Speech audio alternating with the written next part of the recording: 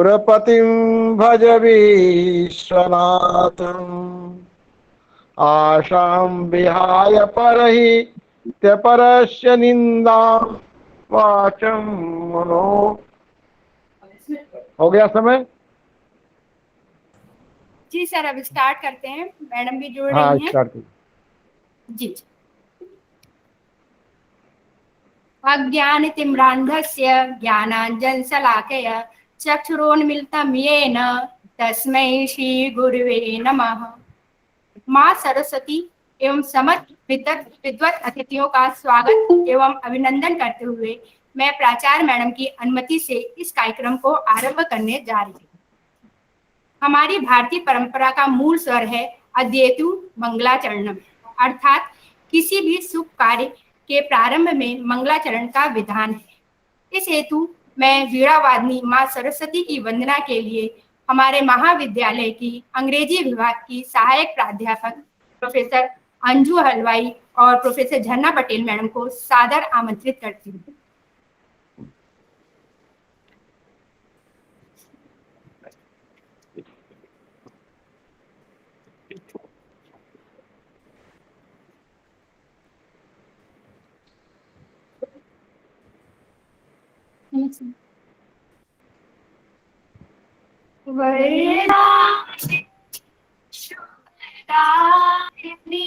तेरी जय हो माँ, तेरी जय माँ, तेरी जय जय माँ, वरदायिनी शुभदायिनी तेरी जय हो माँ, तेरी जय माँ, तेरी जय माँ, तेरी जय माँ। संत समृद्धि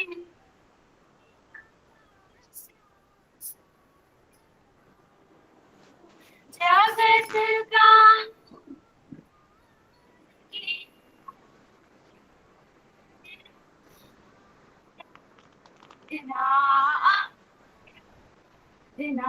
जग पावनी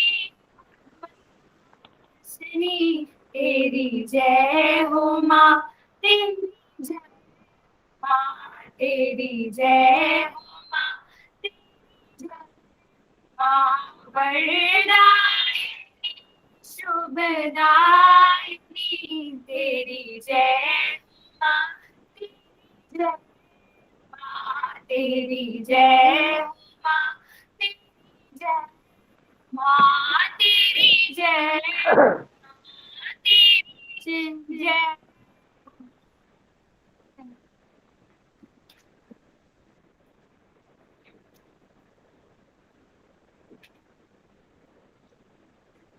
धन्यवाद मैडम, मैडम अंजू, मैडम झरना मैडम, बहुत बहुत धन्यवाद।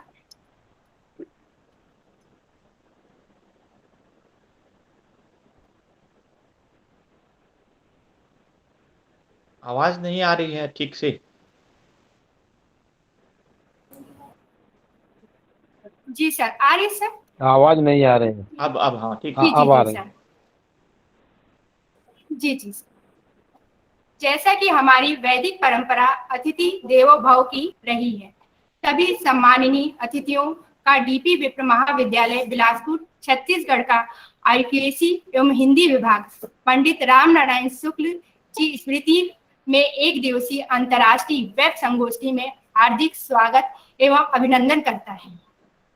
आज के इस कार्यक्रम के अध्यक्ष परम सम्माननीय श्री अनुराग शुक्ल जी, अध्यक्ष प्रशासन समिति डीपी विप्र महाविद्यालय, मुख्य अतिथि परम सम्माननीय श्री यंतुदेव बुधु, प्राध्यापक एवं प्रख्यात साहित्यकार मॉरिशस, मुख्य वक्ता परम सम्माननीय श्री राजकुमार अग्रवाल जी, सदस्य प्रशासन समिति, मुख्य वक्ता परम सम्माननीय प्रोफेसर स्मृति शुक्ल, प्राध्यापक हिंदी विभाग शासकीय मानकुंवर बाई कला एवं वाणिज्य महाविद्यालय जबलपुर मध्य प्रदेश, विशिष्ट वक्ता परम सम्माननीय डॉक्टर श्रीमती अंजू शुक्ला मैडम, प्राचार्य डीपी विप्र महाविद्यालय बिलासपुर एवं इस अंतर्राष्ट्रीय वेब संगोष्ठी से जुड़े समस्त विद्वत प्राध्यापकगण एवं छात्र छात्राओं। किसी भी देश और समाज का सर्वांगीण विकास एवं पहचान उसकी अपनी भाषा पर ही आधारित होती है। भाषा न केवल हमारी अभिव्यक्ति का माध्यम है, अपितु हमारी अनुभूति का भी माध्यम है। भारतेंदु हरिश्चंद्र ने कहा भी है कि निज भाषा उन्नति है, सब उन्नति के मूल, बिन निज भाषा ज्ञान के मिटत नहीं कै सूल। आज हिंदी न केवल हिंदुस्तान की भाषा है, अपितु यह विश्व के अनेक देशों के ज्ञान की भाषा बन गई है।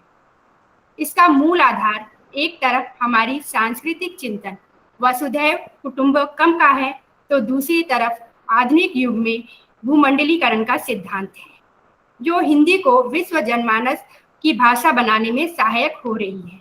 मॉरिशस, फिजी, सूरीनाम के साथ साथ यूरोपियन देशों, अमेरिका आदि में भी हिंदी को सीखने में रुचि निरंतर बढ़ती जा रही है, कारण कि इन देशों में हिंदी अध्ययन अध्यापन से लेकर शोध एवं व्यापार स्तर तक के कार्यक्रम संचालित हो रहे हैं।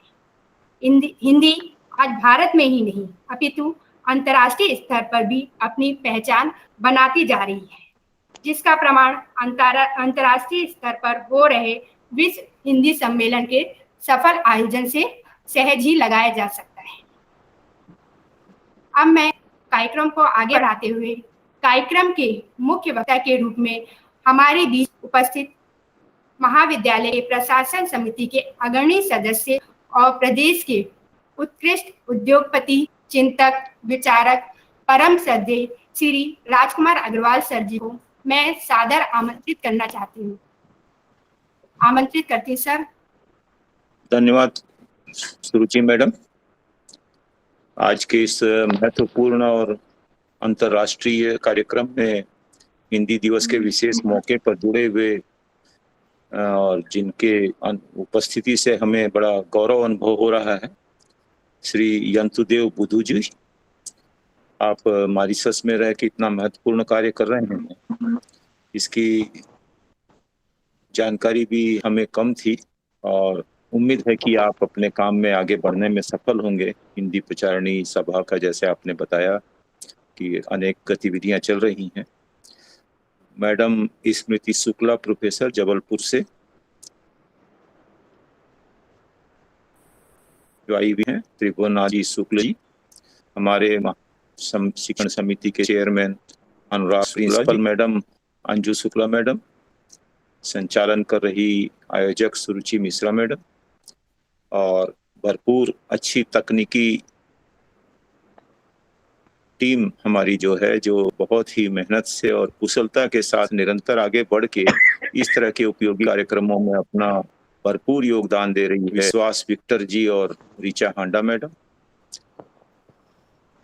आज जब हम हर वर्ष हिंदी दिवस मनाते हैं, लेकिन वह मनाना एक औपचारिकता नहीं है, बल्कि हिंदी को तो हमें अपने दैनिक आवश्यकता की, रोजाना की वस्तु हमारी होती जा रही है। और उसको अभी हमें समझना है कि हिंदी कोई भी भाषा कब समृद्ध होती है, कैसे कभी तो उत्पन्न होती है, किस तरह से विकसित होती है और किस तरह से अपने विकास को निरंतर जारी रखती है। आज हम देख रहे हैं कि धीरे धीरे अंग्रेजी को हम कभी कभी प्रतिद्वंदी होते हैं, पर वैसा नहीं है। पर पूरे विश्व में अंग्रेजी सभी देशों में कम से कम संपर्क भाषा के रूप में तो प्रचलन हो ही चुका है, क्योंकि उसने अपने स्वरूप को निरंतर बदला है। उसके एकेडमिशियंस ने नई नई भाषाओं के, सभी भाषाओं से महत्वपूर्ण शब्दों को, जिनके भाव व्यक्त करने में अंग्रेजी समर्थ नहीं थी, उन शब्दों को भी अपने में कर लिया है। उदाहरण के रूप में हमारी हिंदी के ही गुरु, लाठीचार्ज, मात्रा, ऐसे अनेक शब्द हैं जो आज प्रचलित हो चुके हैं अपने अर्थ साथ ही।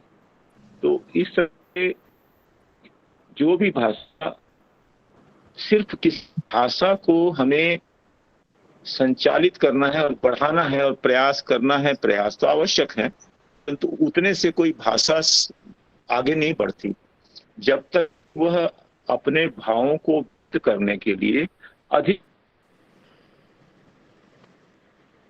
आपको सरल विकसित नहीं कर सकती। दिशा में थोड़े हिंदी के साथ आरंभिक वर्षों में जब 1949 14 सितंबर से हम लोग हिंदी दिवस मना रहे हैं और हिंदी को राजभाषा के रूप में 1950 में इसे स्वीकार किया गया कि देश की करीब 35-36% लोगों की भाषा जनगणना में पाई गई थी, सर्वाधिक लोगों के बीच थी। तो आज अगर हम देखें तो निराशा की कोई जरूरत दिखाई नहीं देती, क्योंकि हिंदी अपने सामर्थ्य और लचीलेपन के कारण आज तो प्रभाव पैदा किया है।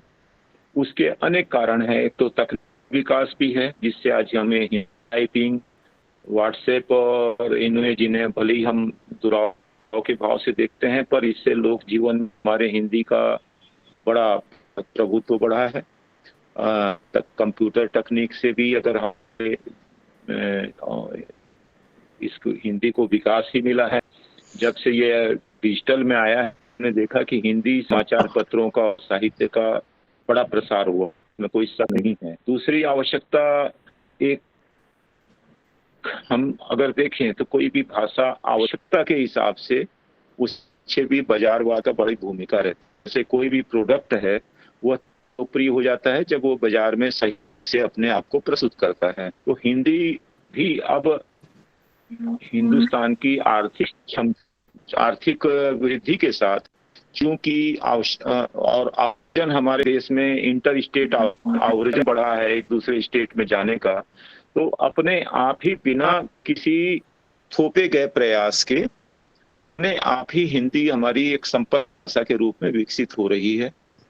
बॉलीवुड ने इसमें बड़ा योगदान दिया है, इसमें कोई शक नहीं है। भले ही उसने तोड़ मरोड़ के हिंदी को प्रस्तुत किया, कभी मनोरंजन के रूप में किया, जिसमें कई हमारी शिकायतें हो सकती हैं, पर बॉलीवुड के विकास के साथ हिंदी का विकास पूरे देश में एक इस रूप में हुआ है कि अब कम से कम, जब हम एक समय की याद करें जब हिंदू के बोर्ड कहीं पोते जाते थे, कहीं पॉलिटिकल रूप से उसका विरोध किया जाता था, हिंदी हमारे पर थोपी जाती है, और उस भावना का भी है। कभी भी भाषा किसी पे आप थोप नहीं सकते हैं, तो उसका समायोजन और संवेदन उसका है। तो किसी भी भाषा या छोटी सी बोली बोल रहे हैं और वहां अपन अचानक जाके बड़ी समर्थ भाषा का भी उपयोग करेंगे तो वह जनता उसे कभी स्वीकार नहीं करेगी। पर धीरे जब वह शिक्षा के रूप में और उसकी आवश्यकता के रूप में आती, वह अपने आप विकसित हो जाती है। हिंदी भाषी क्षेत्र का कोई भी व्यक्ति बंगाल में जाकर के रहता है तो बंगाली इतनी अच्छी बोलना शुरू करता है अपने आप ही कि जितनी अच्छी बंगाल में ना बोल जाती है। आवश्यकताएं भी उसकी और गतिविधियां और उसकी जो है सामयिक आवश्यकताएं उसके लिए बड़ी महत्वपूर्ण होती हैं। हिंदी दिवस के रूप में आज फिर भी हम पुनर्विचार में है कि हिंदी में क्या चीज कदम हमें उठाने चाहिए और किस तरह से इसको हिंदी को अधिक समर्थ बनाना चाहिए। हमें हिंदी को किसी रोकना नहीं है, अधिक से अधिक ग्राह्य बनाना है और इसके मूल भाव को, किसी भी भाव का एक मूल भाव होता है। ऐसा मैंने अनेक भाषाओं का साक्षात्कार किया है और पाया है कि उस भाव में एक ऐसी मूल गुण होता है जो उसकी संस्कृति और विचार परंपरा को व्यक्त करता है। तो सांस्कृतिक और आध्यात्मिक तो है ही। जैसे आज हम देखते हैं कि उच्च शिक्षा में अभी हम हिंदी को पिछड़ा हुआ देखते हैं। बहुत विशिष्ट कानूनों की पढ़ाई में, उसकी पुस्तकों में, तकनीकी भाषाओं के रूप में IIT में, एम्स में अभी भी प्रबंधन के जो गुण हैं, जो पुस्तकें हैं, तो उसका कारण ये नहीं है कि हिंदी के प्रति कोई कमजोरी वहां पर नहीं है। वस्तुतः इन जो अभी हिंदी शैक्षणिक संस्थाओं को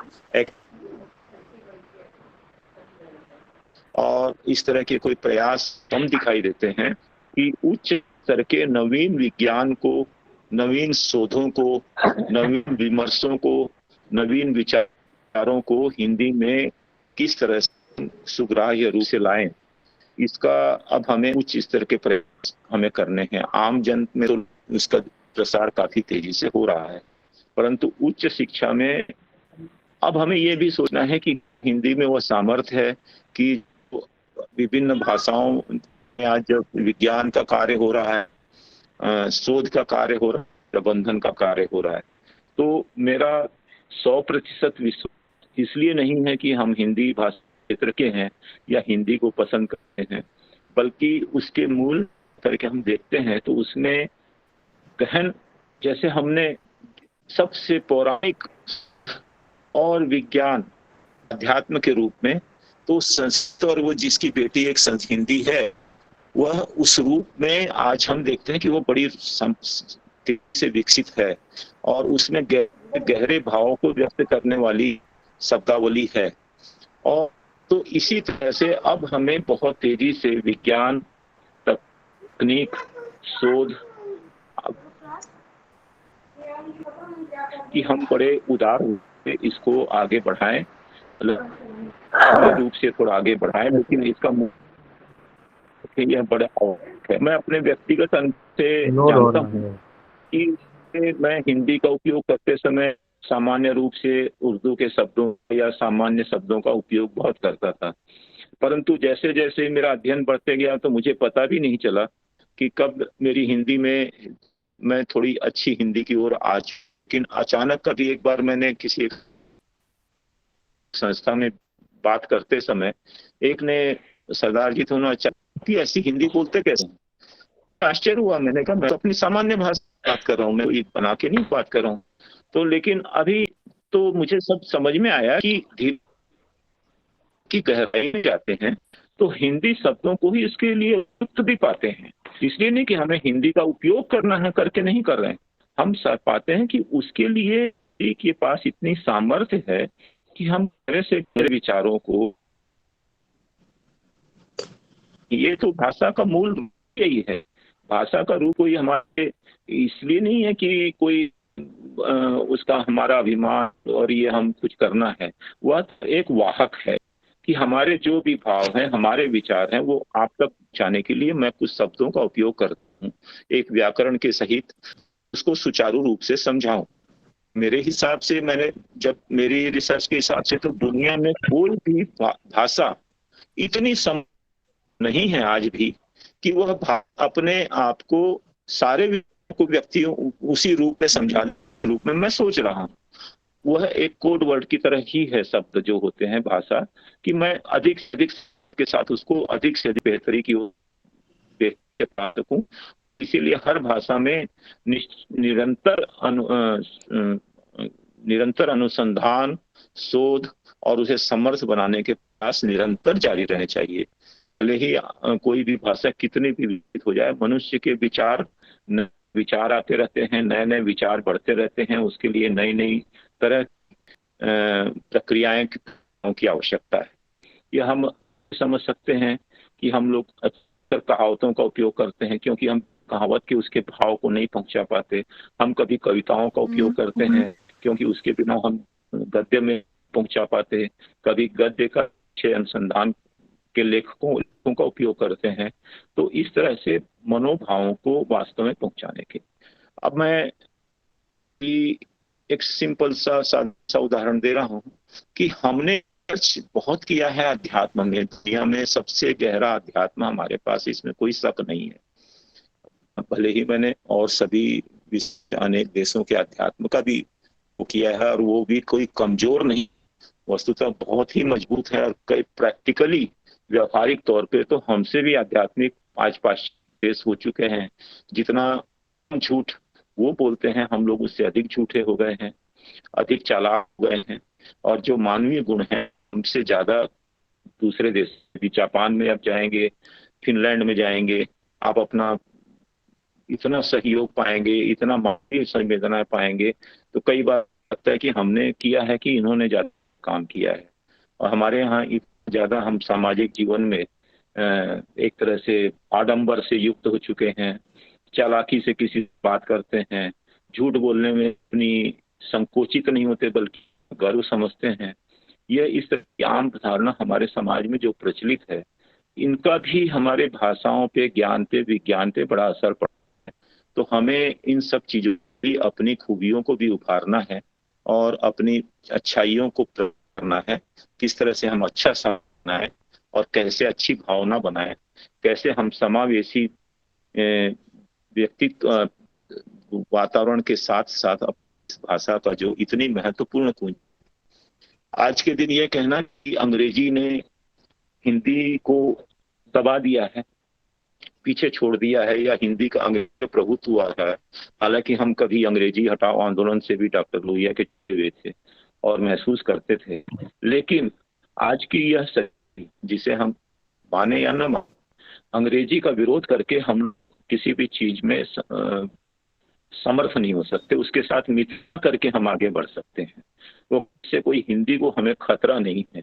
मुझे अगर मेरे नई पीढ़ी को मैं ये भी कहता हूँ बच्चों को कि कोई हिंदी अंग्रेजी छोड़ के एक भाषा क्यों, भाषाओं को सिर्फ फ्रांसीसी सीखें, आप जापानी सीखें, जर्मनी सीखें, तो आपकी विचार शक्ति में बहुत वृद्धि होती है। हर भाषा की एक खूबसूरती होती है, उसके बड़े मूल होते हैं। जैसे हम छत्तीसगढ़ी हैं, तो छत्तीसगढ़ी बोली में भी शब्द इतने सुंदर हैं जिनको हम आसानी से में भी समाहित कर सकते हैं और उसको भी सामर्थ्य को बढ़ा सकते हैं। जैसे कोई भी सामान्य भावों को व्यक्त करने के लिए उस संस्कृति अपने आप ही जो ध्वनियां हैं वो शब्दों में कन्वर्ट होती हैं, तो कई बार अक्सर वो इतनी मनोहारी और इतनी समर्थ हो। जैसे अभी दुनिया में हमारी स्थिति से बुद्धिज्म का काफी मैंने देखा कि बहुत ही ज्यादा अध्ययन हो रहा है। तो अच्छे से अच्छे विद्वान वक्ता मैंने अमेरिका में सुने, बुद्ध की यूनिवर्सिटियों में सुने, उनके पास शब्द का अभी भी कोई बहुत उन्होंने कर दिया है, लेकिन सही रूप को व्यक्त नहीं कर पा रहे, तो फिर प्रज्ञा का स्पेलिंग के रूप में प्रज्ञा ही उपयोग उन्हें करना पड़ता है कि ये कोई ऐसी चीज है जिससे विजडम क्लियर नहीं होता है। तो इसी तरह से हमें अपने हिंदी को आज समर्थ बनाने के लिए, शोध करने के लिए, विमर्श करने की अच्छी भाषा के रूप में काम करना चाहिए। आज हमें अनुकूल वातावरण है, आशावादी नहीं होना चाहिए हमें, और हिंदी के को और मजबूत बनाए तो वह उसका प्रसार को कोई रोक नहीं सकेगा कि हिंदी कोई देश की ही नहीं, अंतरराष्ट्रीय रूप से निश्चित तौर पर एक स्थापित भाषा हो सकेगी। पहले हम कभी विदेशों में जाते थे तो ऑडियो वगैरह उपलब्ध नहीं होते थे कि भाई जो उस भाषा में उसके बारे में कमेंट कर सकें।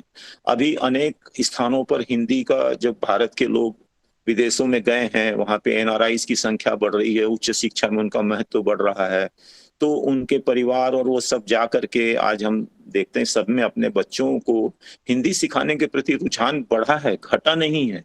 वे नहीं चाहते कि हिंदी ना आए। एक समय था जब ये कि मुझे हिंदी नहीं आती कहना ही गौरव का विषय माना जाता था। कई फैमिलियों में बताया जाता था हिंदी, हमारे बच्चे लोग हिंदी नहीं जान रहे।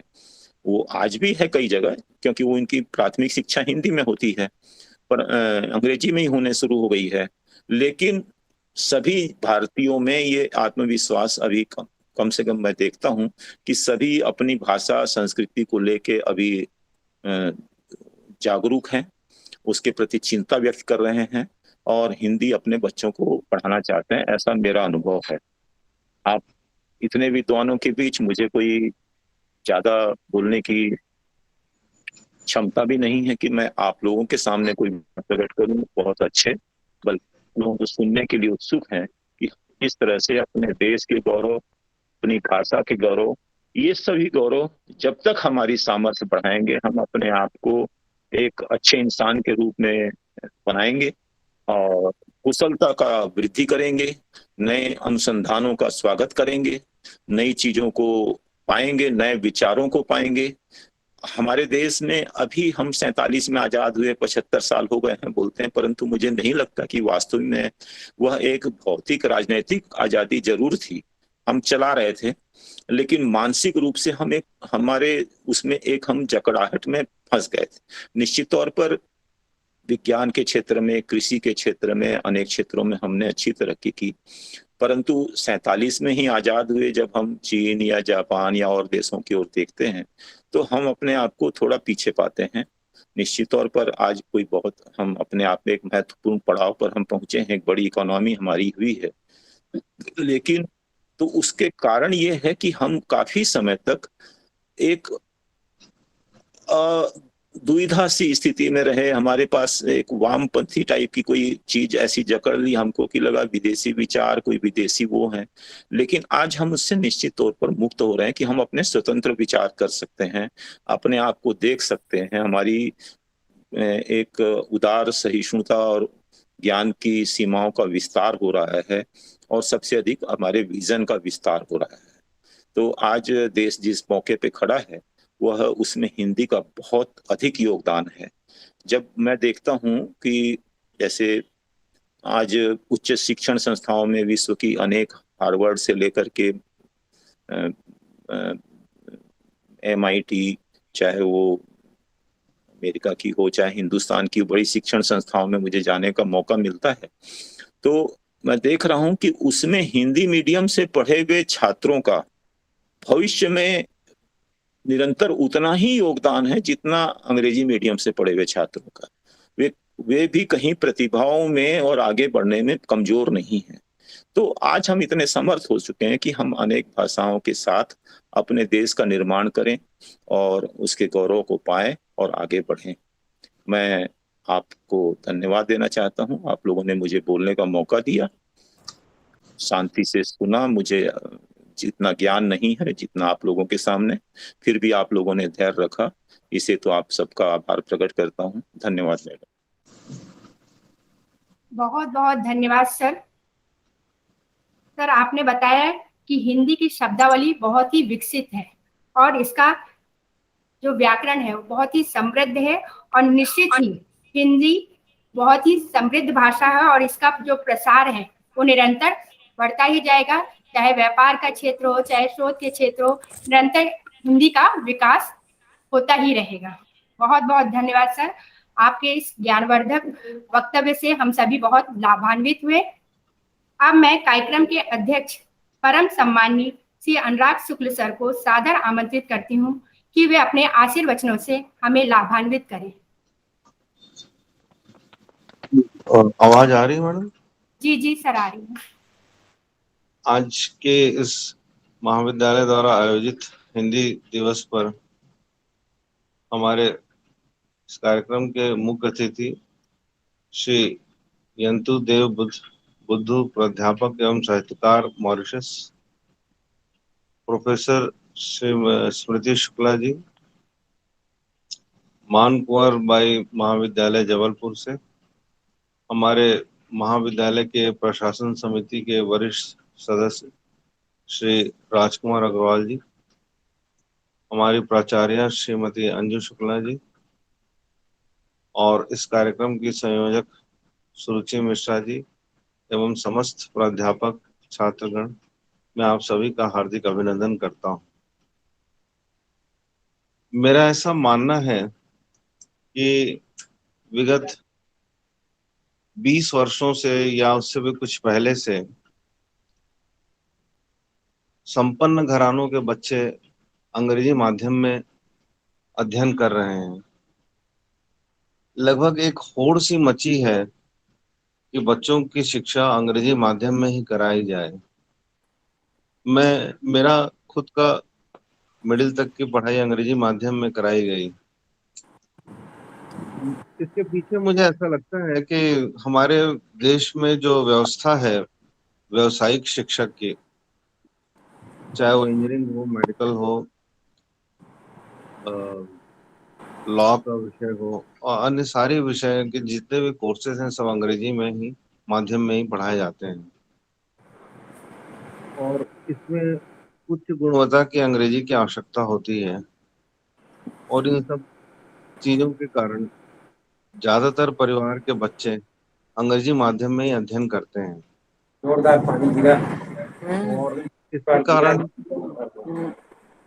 इसके कारण बहुत से बच्चों में एक हीन भावना भी आती है जो अंग्रेजी में वीक होते हैं। तो चल बस अब भजिया बना शाम को पढ़ा नहीं पाते। के दो मेरे को बनाती हूँ तो काट वाट के दिए।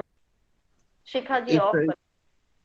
इसके साथ साथ क्या है कि बहुत सारे ऐसे वर्ग भी हैं या प्रदेश भी हैं जहाँ पे अन्य माध्यमों से भी बच्चे पढ़ के सामने आते हैं या करियर बनाते हैं।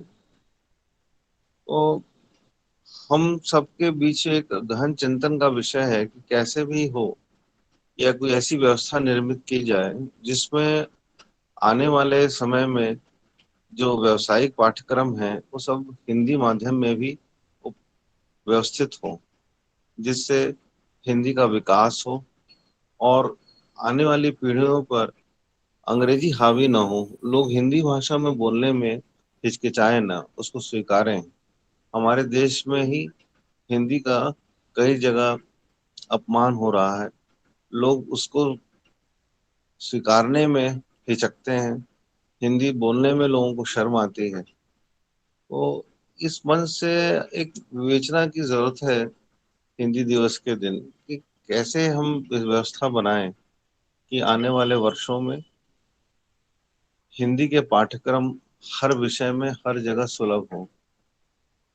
अभी उदाहरण के तौर पर कुछ वर्षों पहले तक उच्च न्यायालय में भी जो अदालतों में जो डिस्कशंस होते थे वो सब अंग्रेजी में अनिवार्य था। अभी वर्तमान में भी वाहनों के नंबर जो हैं अंग्रेजी में लिखे जाने ही अनिवार्य हैं। ये बहुत सारी त्रुटियां हैं समाज में या व्यवस्था में, जिसे सुधारने की आवश्यकता है। मैं आप सभी विद्वानों का पुनः स्वागत करता हूं और मैं आप सभी को सुनने को आतुर हूं। धन्यवाद।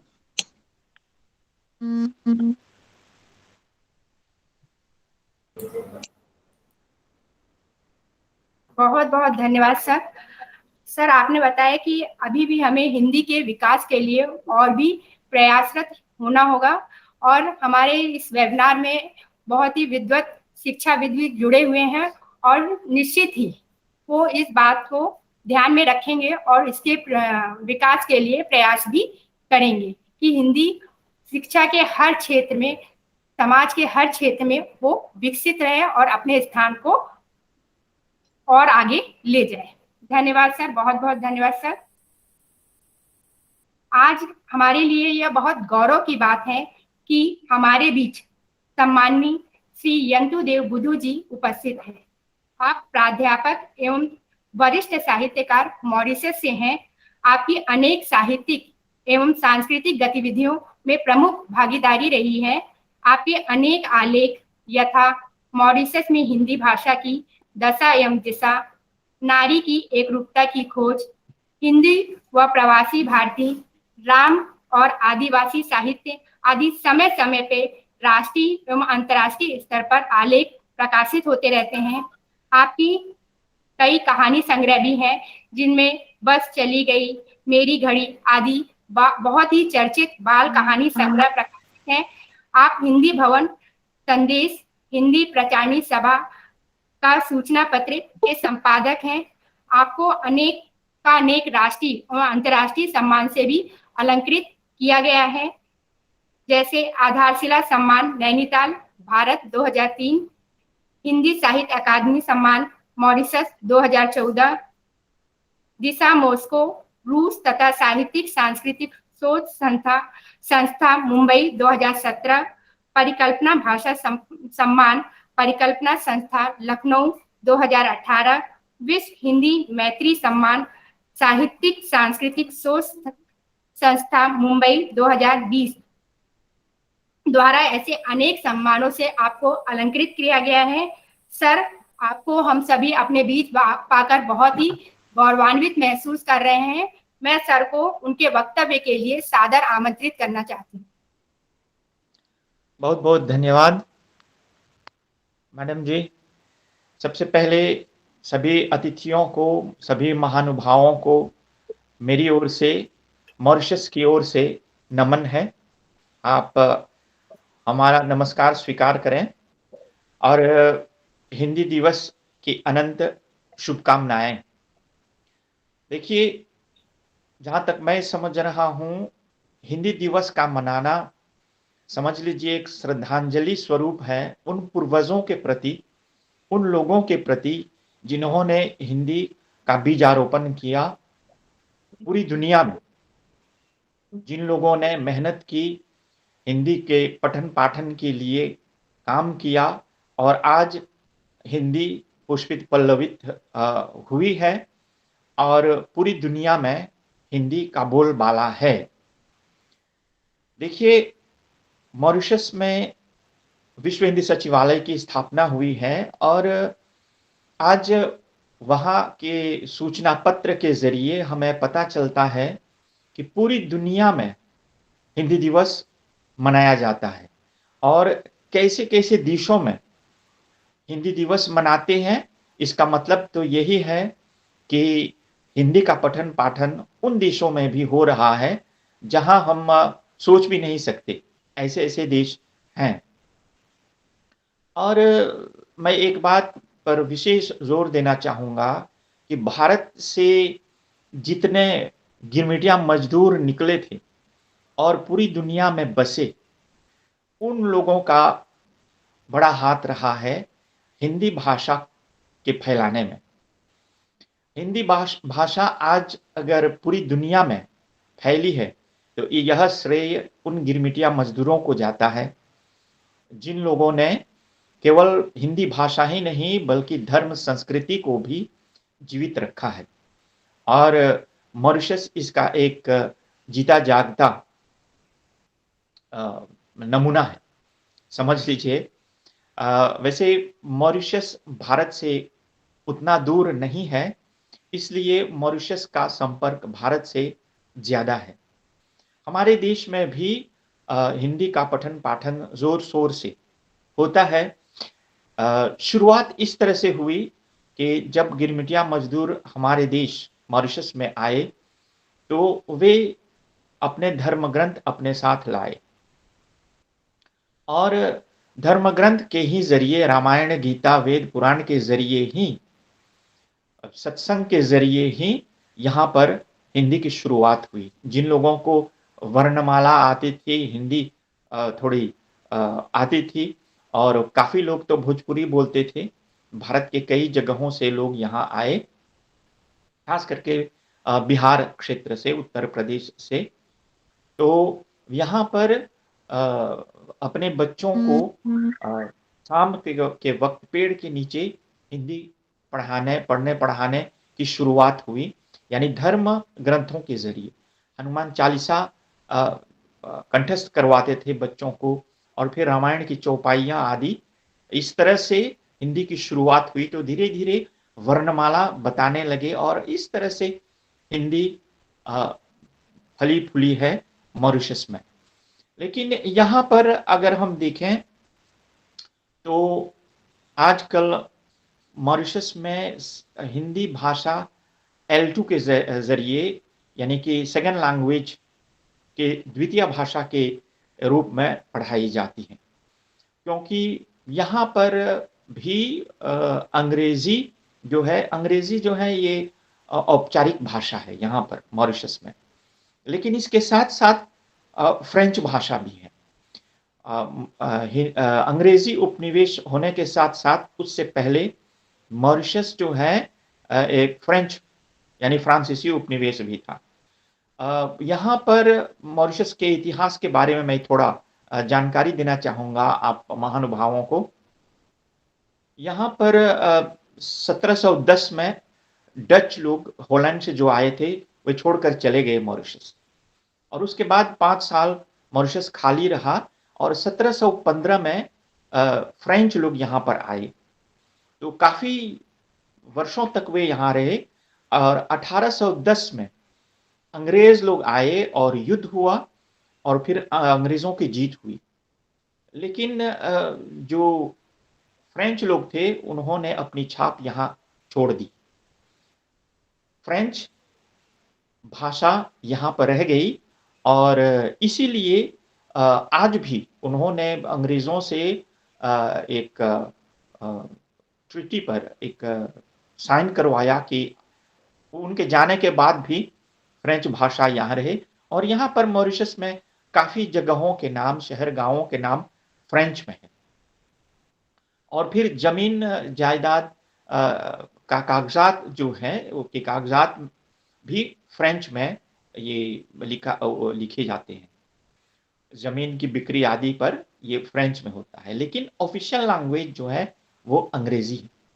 और 1810 के बाद यहाँ पर अंग्रेजी हुकूमत रही और 1968 में मॉरिशस स्वतंत्र हुआ।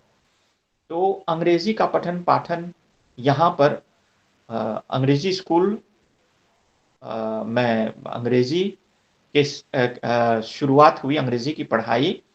और फिर धीरे धीरे हमारे गिरमिटिया मजदूर जब आए, वे अपने बच्चों को पढ़ाने लगे, लेकिन स्कूल में, सरकारी स्कूल में हिंदी की पढ़ाई नहीं होती थी। तो 1900 में आर्य सभा की स्थापना हुई, हिंदी प्रचारिणी सभा की स्थापना हुई 1926 में।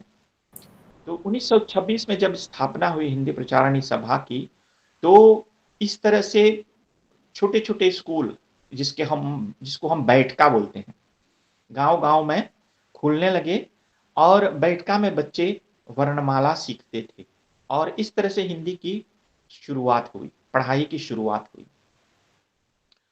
लेकिन धीरे धीरे अंग्रेजी, फ्रेंच, वो तो स्कूल में पढ़ाई होती ही थी, इन भाषाओं की पढ़ाई होती थी। और 1954 के लगभग सरकार ने औपचारिकता दी और हिंदी की पढ़ाई प्राथमिक स्कूल में इसकी शुरुआत हुई। तो आज तक अब हिंदी समझ लीजिए, वो बैठका, मैंने कहा बैठका से निकलकर, प्राथमिक से निकलकर यूनिवर्सिटी तक पहुंच गई है। आज ऊंचे स्तर पर यानी पीएचडी तक की पढ़ाई भी यहाँ होती है। लेकिन काफ़ी संघर्ष रहा, काफ़ी संघर्ष के बाद हिंदी यहाँ पहुंची है। और फिर एक खुशी की बात यह है कि हिंदी की जितनी पुस्तकें वर्ष भर में निकलती हैं, शायद ही अंग्रेजी फ्रेंच की पुस्तकें निकलती होंगी। इसका मतलब यही है कि हिंदी भाषा की पढ़ाई जोर शोर से यहाँ चलती है। और मॉरिशस में, जैसे मैंने बताया अभी, अंग्रेजी, फ्रेंच और हिंदी और भारतीय भाषाएं पढ़ाई जाती हैं। देखिए, स्कूल में, प्राथमिक स्कूल की बात कर रहा हूँ, 5 वर्ष में जब बच्चे स्कूल में प्रवेश करते हैं तो अंग्रेजी, फ्रेंच और एक भारतीय भाषा, यानी 3 भाषाएं सीखते हैं। तो अब भारतीय भाषा में चयन करते हैं। यहाँ हिंदी, उर्दू, तमिल, तेलुगु आदि सभी लोग हैं, तो सभी भाषाएं पढ़ाई जाती है। अब लोग चुनते हैं, जो तमिल वाले हैं तमिल पढ़ लेते हैं उस समय, और हिंदी वाले हिंदी लेते हैं। लेकिन शुरुआत हिंदी से हुई थी, इसलिए उस समय में ज़्यादातर लोग हिंदी पढ़ते थे। तो अब हिंदू जो हैं वे हिंदी पढ़ते हैं, तमिल वाले उर्दू, मुस्लिम वाले वो उर्दू करते हैं, मराठी वाले मराठी आदि, इस तरह से लोग भाषा चयन करते हैं। आजकल तो मॉडर्न चाइनीज यानी चीनी भाषा भी पढ़ाई जाती है। तो उसी समय में बच्चे पढ़ते हैं और फिर कॉलेज यानी कि प्राथमिक के बाद माध्यमिक में प्रवेश करते हैं। जब उच्च शिक्षा मतलब 12वीं 11वीं कक्षा तक पहुंचते हैं, तब वहाँ चयन करते हैं कि अब कौन सी भाषा, 7-8 भाषाएं, क्षमा कीजिए 7-8 विषय जो लेते हैं। तब कुछ कठिनाई होती है, क्योंकि अब नौकरी का सवाल होता है कि किस क्षेत्र में बच्चे जाएंगे और नौकरी किस क्षेत्र में पाएंगे। तो हिंदी को लेकर मॉरिशस में नौकरी थोड़ा मुश्किल है, बस केवल अध्यापन कार्य रेडियो टीवी पर, और फिर समाचार पत्र तो कई निकले और बंद हो गए। तो नौकरी की संभावना थोड़ा कम है, इसलिए हिंदी उच्च स्तर पर बच्चे कम पढ़ते हैं। और फिर जैसा कि मैंने बताया, हिंदी दिवस का मनाना एक श्रद्धांजलि के स्वरूप में है।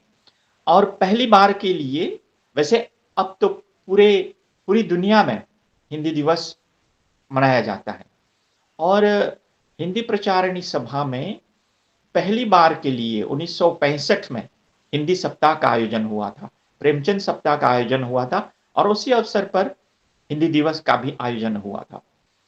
वैसे मॉरिशस में हम लोग हिंदी दिवस भी मनाते हैं, जनवरी में भी, सितंबर में भी, अनेकों मतलब पूरे साल मनाते हैं। लेकिन जो हिंदी प्रचारिणी सभा है, हम लोग वहाँ पर तुलसी जयंती के अवसर पर हिंदी दिवस मनाते हैं। यह इसलिए क्योंकि हिंदी प्रचार प्रसार में रामचरितमानस का बहुत बड़ा योगदान रहा है। बहुत बड़ा योगदान इसलिए रहा है क्योंकि रामायण रामचरितमानस पढ़ने के लिए लोग हिंदी पढ़ने में प्रेरित हुए और फिर भले ही रामचरितमानस अवधी भाषा में है, लेकिन देवनागरी लिपि को लेकर करीब है, इसलिए हिंदी से करीब है, इसलिए देवनागरी लिपि में सीखना, बच्चे सीखना या बच्चे देवनागरी लिपि सीखने लगे तो हिंदी दिवस मनाने में उस रामचरितमानस का योगदान रहा और इसीलिए तुलसी जयंती के अवसर पर हम लोग हिंदी दिवस हिंदी प्रचारिणी सभा में मनाते हैं। और फिर देखिए मॉरिशस में जो धार्मिक कार्य होते हैं, शादी ब्याह करते हैं, पुरोहित पंडित लोग हिंदी भाषा का ही इस्तेमाल करते हैं। वैसे बोलचाल की भाषा तो हिंदी है नहीं, लेकिन पढ़ाई होती है। कहीं कहीं मैं बोलूँगा कहीं कहीं पर हिंदी भाषा बोली जाती है, स्कूलों में बोली जाती है, पढ़ाते समय बोली जाती है भाषा, लेकिन कुछ लोगों की मातृभाषा, कुछ बच्चों की मातृभाषा आज भी हिंदी है। लेकिन यहाँ पर वो फ्रेंच से निकली हुई जो बोली है क्रियोली बोली, वह बोलचाल की भाषा बनी हुई है।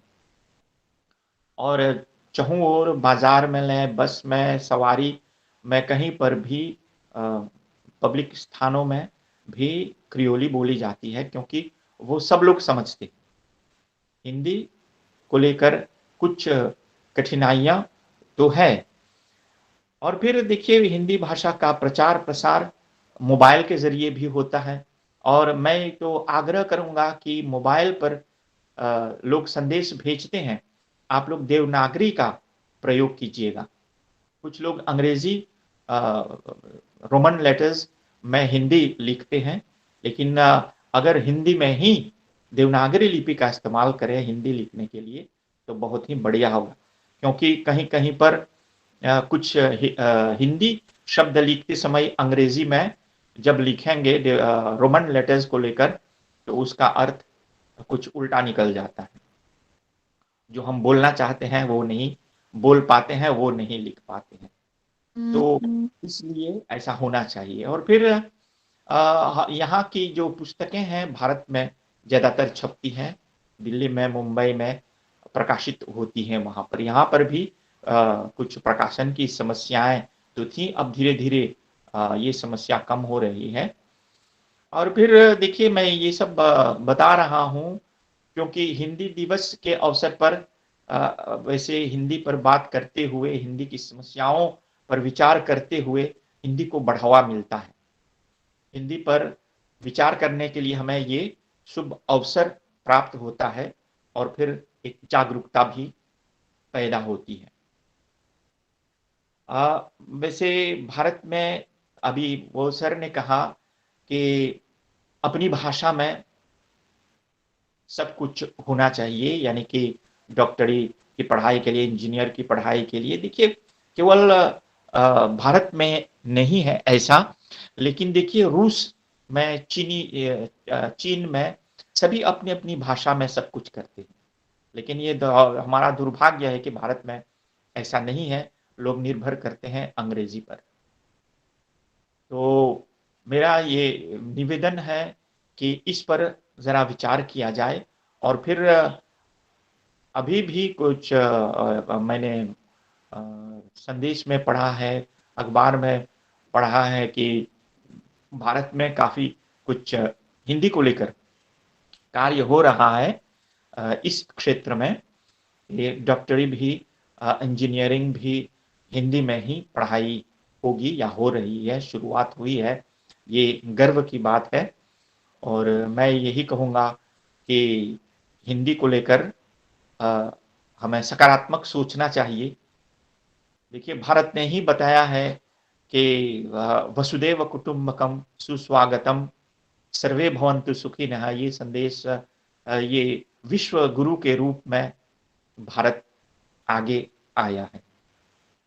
तो एक बार फिर मैं सबको धन्यवाद देता हूँ, खास करके आयोजकों को धन्यवाद और इस आमंत्रण के लिए आपको मैं धन्यवाद समर्पण करता हूँ।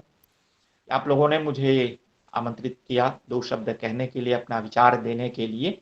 मैं बहुत-बहुत आभारी हूँ और फिर हिंदी चलती रहे, हिंदी बढ़ती रहे, हिंदी प्रगति करते रहे, मैं ऐसी कामना करता हूँ। आपके ध्यान के लिए आप सबको बहुत-बहुत धन्यवाद। नमस्कार।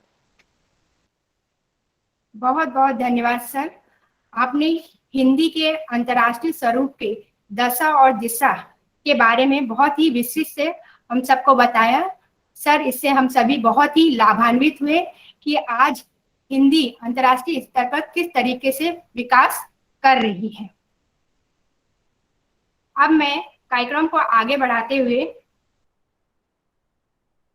आज के इस कार्यक्रम की मुख्य वक्ता डॉक्टर स्मृति शुक्ल मैडम को सादर आमंत्रित करती हूँ। और आज मैडम हमारे बीच उपस्थित हैं, यह मेरे लिए बहुत ही गौरव की बात है, क्योंकि जो मुख्य वक्ता के रूप में मैडम उपस्थित हैं वो मेरी गुरुवर हैं। मैडम बहुत बहुत प्रणाम। मैडम, आप प्राध्यापक और आप प्राध्यापक हैं हिंदी विभाग की शासकीय मानकुंवर बाई कन्या एवं वाणिज्य महाविद्यालय जबलपुर मध्य प्रदेश से हैं। आप हिंदी जगत की प्रतिष्ठित और वरिष्ठ आलोचक एवं साहित्यकार हैं।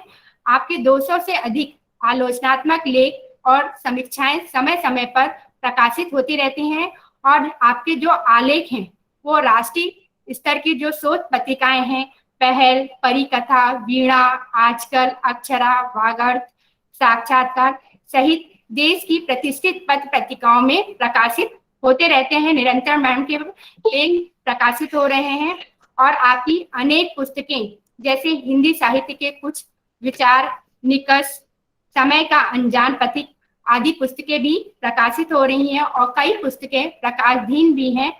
आपको साहित्य अकादमी, मध्य प्रदेश संस्कृति परिषद भोपाल द्वारा सम्मानित किया गया है। साथ ही आपको नंद दुलारे वाजपेयी आलोचनात्मक पुरस्कार 2017 में पुरस्कृत किया गया है। साथ ही प्रभाकर चौधरी अखिल भारतीय आलोचनात्मक पुरस्कार 2021, शिक्षा रत्न सम्मान 2015, राष्ट्रभाषा गौरव अलंकरण सम्मान 2016 आदि अनेक सम्मानों से आपको सम्मानित किया गया है। मैडम, आपको मैं अपने बीच पाकर बहुत ही गौरवान्वित महसूस कर रही हूँ। मैं मैडम को उनके वक्तव्य के लिए सादर आमंत्रित करती हूँ। बहुत बहुत धन्यवाद सुरुचि मिश्र जी। डीपी विप्र महाविद्यालय के हिंदी विभाग एवं IQAC के संयुक्त तत्वावधान में हिंदी दिवस पर हिंदी के अंतरराष्ट्रीय स्वरूप विषय पर आयोजित इस अंतरराष्ट्रीय वेब संगोष्ठी की अध्यक्षता कर रहे श्री अनुराग शुक्ल जी, मुख्य अतिथि श्री यंतुदेव बुधु जी जो मॉरिशस के प्रतिष्ठित साहित्यकार हैं, प्राध्यापक हैं, मुख्य वक्ता श्री राजकुमार अग्रवाल जी, महाविद्यालय की प्राचार्य आदरणीय अंजू शुक्ल जी, हिंदी विभाग के अध्यक्ष डॉक्टर सुरुचि मिश्र जी, आयोजन समिति के सभी सम्माननीय प्राध्यापक गण और इस तरंग संगोष्ठी को कुशलतापूर्वक संचालित कर रहे प्रोफेसर विश्वास विक्टर जी, डॉक्टर ऋचा हांडा जी, यहाँ हिंदी के अत्यंत प्रबुद्ध जन जुड़े हुए हैं, मेरे परम आदरणीय श्रद्धेय डॉक्टर त्रिभुवन नाथ शुक्ल जी। मैं यहाँ बताना चाहूंगी कि जब मैं सागर विश्वविद्यालय से पढ़कर मेरी नियुक्ति यहाँ जबलपुर में हुई तो मैंने अपने जीवन का पहला जो शोध पत्र था राष्ट्रीय संगोष्ठी में, वो आदरणीय त्रिभुवननाथ शुक्ल जी ने आयोजित की थी 1996 में, और उसमें मैंने अपना पहला शोध पत्र पढ़ा था। तो एक तरह से त्रिभुवननाथ शुक्ल जी मेरे गुरु भी हैं, परम आदरणीय हैं, तो उनको भी मैं नमन करती हूँ। और यहाँ जितने भी प्रबुद्ध प्राध्यापक जन, सुधी जन, हमारे शोधार्थी जन जुड़े हुए हैं, उन सभी को नमन करते हुए ये कहूंगी कि हिंदी केवल भारत की नहीं बल्कि पूरे विश्व में बोली जाने वाली दूसरे नंबर की भाषा बन चुकी है। पूरे विश्व को हिंदी में जो फैलाया है, जैसा कि अभी हमारे मॉरिशस से पधारे हुए प्रोफेसर यंतुदेव बुद्धू जी ने कहा कि हिंदी को फैलाने में, पूरे विश्व में फैलाने में उन गिरमिटिया जो हमारे पूर्वज थे, जो भारत से गए थे, उनका बहुत बड़ा योगदान है। तो आज मैं उनको यहाँ पर नमन कर रही हूँ कि ये वो लोग थे जिन्होंने अपनी संस्कृति को, अपने धर्म को, अपनी रामचरितमानस को और अपनी भाषा को अपने हृदय से लगाए रखा, संजोए रखा और इतने सालों तक उसे जीवित रखा और दुनिया के कई देशों में फैलाया।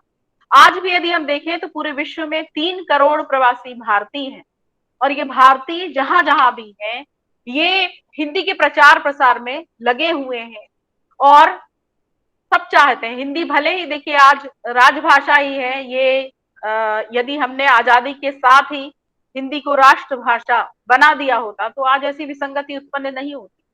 हिंदी में सारे गुण हैं कि हिंदी विश्व भाषा बने, इतना समृद्ध साहित्य है उसका, लिपि की वैज्ञानिकता है, उच्चारण की शुद्धता है। यदि तकनीक की दृष्टि से देखा जाए तो कंप्यूटर के लिए सबसे उपयुक्त भाषा हिंदी ही है। तो और हिंदी विश्व भाषा कैसे बने, इस पर वेद प्रताप वैदिक जी ने कहा है कि हिंदी एक ऐसी भाषा है जिसका सूर्य कभी डूबता नहीं है। फिजी से लेकर सूरीनाम तक कभी उसका सूर्य अस्त नहीं हुआ है। और हिंदी का व्याकरण, लिपि, जिसकी बात मैंने की कि बहुत वैज्ञानिक है, हिंदी का सीखना सिखाना भी अत्यंत सरल है। तो इस तरह से यदि देखा जाए तो विश्व भाषा बनने की वह प्राकृतिक रूप से अधिकारिणी है। मॉरिशस की बात अभी हमारे मुख्य अतिथि महोदय ने की, क्योंकि वो वहां रह ही रहे, तो इतने व्यवहारिक रूप से जो उन्होंने अनुभव किया और हिंदी का इतना काम कर रहे हैं वे स्वयं, उन्होंने बहुत अच्छे से हमें मॉरिशस देश की स्थिति तो बता ही दी है। और आज विश्व के लगभग 180 देशों में हिंदी बोली जाती है। विश्व के लगभग 98 विश्वविद्यालयों में, अब हो सकता है कि संख्या बढ़ गई हो, ये पुराने हमारे पास आंकड़े हों, तो हिंदी भाषा का पठन पाठन हो रहा है। और ऐसा इसलिए है कि हिंदी की जो सांस्कृतिक पृष्ठभूमि है वो बहुत विस्तीर्ण है, गहन है और मानवीय है। हिंदी की जो प्रादेशिक भाषाएं हैं उनके साथ भी यदि देखा जाए तो बहनापा है। यदि हम इतिहास पर दृष्टिपात करें तो देखिए, जब जब हमारे देश पर संकट आया है, हिंदी ढाल बनकर खड़ी हुई। मध्यकाल में जब हमारे देश पर सांस्कृतिक हमले हुए, जब विदेशियों ने यहाँ पर आक्रमण किया और हिंदू जनता में एक नैराश्य का वातावरण छा गया था, तब गोस्वामी तुलसीदास जी ने हिंदी की बोली अवधि में ही रामचरितमानस की रचना की। दक्षिण भारत से जितने संत आए थे उन्होंने अपना जो संदेश दिया, अपनी भक्ति का जो मार्ग प्रसारित किया, उसके लिए भी उन्होंने हिंदी को ही माध्यम बनाया। राष्ट्रीय आंदोलनों में, स्वतंत्रता आंदोलन में, भारत की स्वतंत्रता में हिंदी की अहम भूमिका रही। और हिंदी को देखिए कभी राजाश्रय नहीं मिला। आप देखिए जैसे पाली को मिला, जैसे फारसी को मिला, अंग्रेजी को राजाश्रय मिला, वैसा हिंदी को कभी भी राजाश्रय नहीं मिला। आज जरूर हम देख रहे हैं कि पिछले 5-7 सालों से हिंदी के प्रति और ये आवश्यकता महसूस की गई कि स्वतंत्रता के इतने दिनों बाद भी हिंदी को पूरे भारत में वो सम्मान मिलना चाहिए। और इसके लिए हमारे जो प्रधानमंत्री जी हैं नरेंद्र मोदी जी, वो प्रयास में लगे हुए हैं।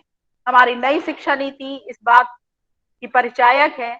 और जैसा कि अभी राजकुमार जी ने कहा था और अनुराग शुक्ल जी ने कहा था, बहुत अच्छी बातें उन्होंने कही कि पाठ्यक्रम का हिस्सा बनना चाहिए।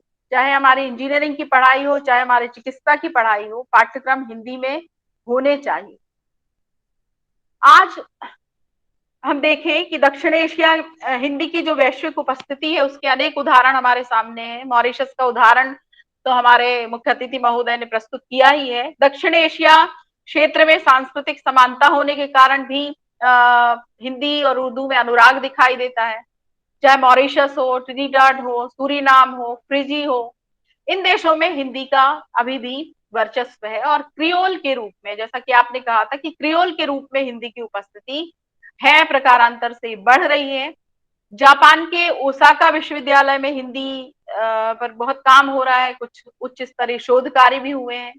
इसके अलावा चीन, Norway, Finland, Hungary, Belgium, America, रूस, मॉरिशस, फिजी, इटली आदि देशों में हिंदी का अध्ययन और अध्यापन होता है। तो इस तरह से यदि देखें कि हिंदी विश्व पटल पर अपने कदम बढ़ा रही है। एक समय में प्रसिद्ध पत्रकार गणेश शंकर विद्यार्थी जी ने कहा था कि संसार की कोई भी भाषा मनुष्य जाति को ऊंचा उठाने में, मनुष्य को यथार्थ में मनुष्य बनाने में तथा संसार को सभ्य बनाने में उतनी सफल नहीं हुई है जितनी कि आगे चलकर हिंदी होगी। और एक दिन हिंदी केवल एशिया में ही नहीं बल्कि विश्व पंचायत में अपनी महत्वपूर्ण भूमिका अदा करेगी। तो आज हमें लगता है कि गणेश शंकर विद्यार्थी जी की जो कामना थी और जो वो मानते थे कि विश्व पंचायत में हिंदी अपनी महत्वपूर्ण भूमिका अदा करे, तो ये कहीं उनका फलीभूत हो रहा है कहना। उन्होंने तो इतना तक कहा था कि मैं देश की आजादी से ज्यादा महत्वपूर्ण भाषा की आजादी मानता हूं, क्योंकि यदि भाषा आजाद होगी तो देश अपने आप आजाद हो जाएगा, देश फिर गुलाम रह ही नहीं सकता। देखिए, क्योंकि जो भाषा है ये किसी भी देश का प्राण है। भाषा हमारी माँ के समान है, तो जितना हम अपनी माँ से प्रेम करते हैं उतना ही हम अपनी भाषा से प्रेम करें। ये जो एक अभी शुक्ला जी ने कहा था, अरुण शुक्ला जी ने, कि भारत देश में अपनी हिंदी को लेके एक शर्मिंदगी का भाव, तो ये हमें विचारना होगा कि क्या हम अपनी माँ को लेके शर्मिंदा हो सकते हैं कभी? तो क्यों हम अपनी हिंदी के लिए शर्मिंदा हो, जबकि हिंदी इतनी समृद्ध, उच्च स्तरीय, विश्व स्तरीय साहित्य हिंदी में मौजूद है, तो हम हिंदी के प्रति इस तरह के भाव क्यों रखें?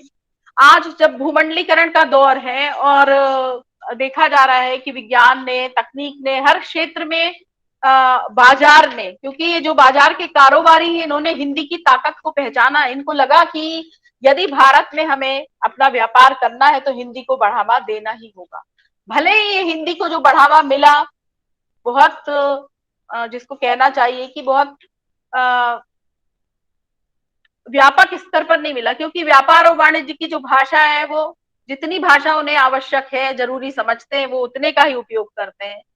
हिंदी फैली तो, लेकिन हिंदी का कहीं जो मूल स्वरूप है उसको भी इसमें क्षति पहुंची है, इस पर भी हमें ध्यान देना होगा। जैसा कि मैंने कहा कि हिंदी समृद्ध भाषा है, इसकी लिपि की वैज्ञानिकता, संरचना की सौंदर्यशीलता, भाव भंगिमाओं की गहनता, अभिव्यक्ति की तीव्रता तथा शैलियों की विविधता को समेटती हुई हिंदी भाषा आज अनेक उन्नत रूपों में प्रवाहमान है। विश्व फलक पर विज्ञान और प्रौद्योगिकी के अभूतपूर्व प्रस्फुटन से और फैलाव से भारतवर्ष में ज्ञान विज्ञान के विभिन्न अनुप्रयोगों में तथा विभिन्न क्षेत्रों में हिंदी की उपादेयता सिद्ध हुई है। जैसा कि मैंने अभी कहा था कि व्यापार और वाणिज्य जब के क्षेत्र में जब हिंदी को बढ़ावा मिला तो सोशल मीडिया पर भी हिंदी का भारी प्रसार हुआ।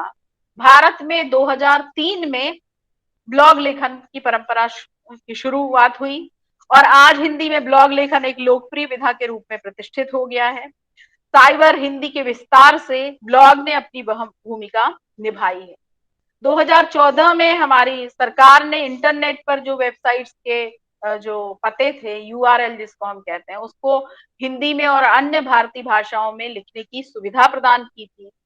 आज हिंदी का तकनीक में बहुत ज्यादा प्रयोग हो रहा है, तकनीक से बहुत जुड़ चुकी है वो, चाहे मंत्र सॉफ्टवेयर हो या speech to text, text to speech हो या अनुवाद के क्षेत्र के कई सॉफ्टवेयर हो, वो तैयार हो चुके हैं। और दुनिया के देशों में यदि देखा जाए, देखिए मॉरिशस में तो इसलिए महत्वपूर्ण है कि मॉरिशस में 3 तो विश्व हिंदी सम्मेलन हो चुके हैं। और जैसा कि आपने बताया, मॉरिशस की पूरी पृष्ठभूमि बताई हिंदी की, 1901 में महात्मा गांधी ने मॉरिशस की यात्रा की थी और भारतीयों की राजनीति में सक्रियता और शिक्षा पर उन्होंने बल दिया था। तो 1910 में आर्य समाज की स्थापना के बाद हिंदी को बल मिला था। फिर जो हिंदी सेवी संस्थाएं, आर्य सभा, हिंदू महासभा, हिंदी प्रचारणी सभा, हिंदी परिषद तथा हिंदी लेखक संघ के शिक्षण तथा प्रचार प्रसार में मॉरिशस की संस्थाओं ने बहुत भूमिका निभाई है। यहाँ के जो साहित्यकार हैं, एक साहित्यकार तो आज इस बड़ा सौभाग्य का विषय है कि यंतु जी देव जी यहाँ पर उपस्थित हैं और हम सब उनसे बातचीत कर पा रहे हैं और इतने सहजता से उन्होंने अपने जो सारे काम किए हैं। देखिए सबसे बड़ी चीज है एक विद्वान की विनम्रता। तो मैंने अभी जब से मैं उनको सुन रही हूँ तो मैं पा रही हूँ कि इतना काम करने के बाद भी वो अतिशय विनम्र हैं और चुपचाप अपना काम पे चले जा रहे हैं। तो इसके साथ साथ और जो दूसरे साहित्यकार हैं, देखिए चाहे हम अभिमन्यु आनंद जी की बात करें, रामदेव धुरंधर जी की बात करें, तो अनेक साहित्यकारों ने हिंदी साहित्य में भी बहुत ही उत्कृष्ट कोटि का लेखन किया है और हिंदी के साहित्य में श्री वृद्धि की है। फिजी में यदि हम देखें तो भारतीय मूल के लोग जब यहाँ पर पहुंचे थे, ये सब वही थे, गिरमिटिया मजदूरी के रूप में गए थे, लेकिन उन्होंने अपनी कला, संस्कृति और मातृभाषा से लगाव बनाए रखा था। यहाँ फिजी देश में भारतीय मूल के लोगों की संख्या लगभग 51% है और फिजी में लगभग 70% लोग हिंदी बोलते और समझते हैं। अब ये बात अलग है कि देखिए जैसे अभी आपने कहा कि रोजगार की संभावनाएं हिंदी में वहां पर नहीं है। हिंदी बोली तो जाती है, सार्वजनिक स्थानों में भी बोली जा रही है क्रियोल के रूप में, मिश्रित रूप में, लेकिन रोजगार अभी भी नहीं है। तो बहुत उच्च स्तर पर विद्यार्थी जो है वो हिंदी को लेने में झिझक रहा है। तो इसी तरह की स्थिति यहाँ पर भी है, लेकिन भारतीय फिल्में यहाँ पर बहुत देखी जाती हैं। सूरीनाम में यदि हम देखें तो सूरीनाम में भी भारतीय मूल के लोगों की संख्या लगभग 40% है। यहाँ की स्थानीय हिंदी का रूप जो है वो सरनामी हिंदी के नाम से जाना जाता है। यहाँ पर हिंदी देवनागरी में भी लिखी जाती है और रोमन में भी लिखी जाती है। रोमन में भी लिखने का यहाँ पर प्रचलन है। पारामारिबो में यहाँ पर हिंदी परिषद की स्थापना हुई थी और जो हिंदी में अध्यापन की परीक्षाओं की व्यवस्था करता है। फिर यहाँ पर जो 7वां हिंदी विश्व सम्मेलन हुआ था, जो आदरणीय पुष्पिता अवस्थी जी के संयोजन में हुआ, तो वो भी यहाँ पर हो चुका है। ट्रिनिडाद में यदि हम देखें तो यहाँ भी हिंदी भारतवासियों वंशियों की संख्या जो है वो 45% है, से अधिक है और 5वां विश्व हिंदी सम्मेलन यहाँ पर आयोजित किया गया था। हमारे जबलपुर के भाषाविद जो कि रानी दुर्गावती विश्वविद्यालय में थे, प्रोफेसर त्रिलोचन पांडे, उन्होंने कहा था कि हिंदी का जो प्रचार प्रसार बहुत नियमित रूप से ट्रिनिडाड में 1950 से प्रारंभ हुआ था और इसमें 4 संस्थाएं उल्लेखनीय रूप से काम कर रही थी, जिनमें हिंदी निधि, पंडित वर्ग की संस्थाएं, हिंदी एजुकेशन बोर्ड और भारतीय विद्या संस्थान। गुयाना ऐसा देश है कि यहाँ भी 51% लोग जो है वो भारतीय मूल के हैं। यहाँ के विश्वविद्यालयों में अब बीए तक के स्तर पर, स्नातक स्तर पर हिंदी पढ़ाई जाने लगी है। भारत की ओर से यहाँ पर जो जॉर्ज टाउन है, वहां पर भारतीय सांस्कृतिक केंद्र की स्थापना हुई है और हिंदी के अध्यापक भी नियुक्त किए गए। यहाँ से जो निकलने वाली हिंदी की पत्रिकाएं हैं वो आर्य ज्योति, आर्य समाज का पत्र और अमर ज्योति ज्ञानदान। अमेरिका के येल विश्वविद्यालय में 1815 से हिंदी का अध्यापन हो रहा है। हालांकि यहाँ पर जो अमेरिका वासी है वो कहते हैं कि संख्या कम है छात्रों की, लेकिन फिर भी इतने लंबे समय से हिंदी के अध्यापन की व्यवस्था है और यहाँ के 30 विश्वविद्यालयों में तथा स्वयंसेवी संस्थाओं द्वारा हिंदी पाठ्यक्रम बनाए गए हैं। वर्जीनिया में 1980 में अंतरराष्ट्रीय हिंदी समिति का गठन हुआ था। यहाँ से भी हिंदी के प्रचार के लिए कई पत्र पत्रिकाएं निकल रही। रूस का तो हम सबको पता है कि कई रूसी विद्वानों ने हिंदी में अनुवाद किया। रामचरितमानस का अनुवाद करने वाले जो वारानिकोव हैं, उनका नाम विश्व में ख्यात है। डॉक्टर दीप, डॉक्टर उल्स्त्रोव और ई चेबिशोव, गफ्रोव, गुनामोमा आदि हिंदी के प्रतिष्ठित रूसी विद्वान हैं जिन्होंने हिंदी में काम किया है। प्रेमचंद की कुछ रचनाओं का अनुवाद किया है, रामचरितमानस पर काम किया है।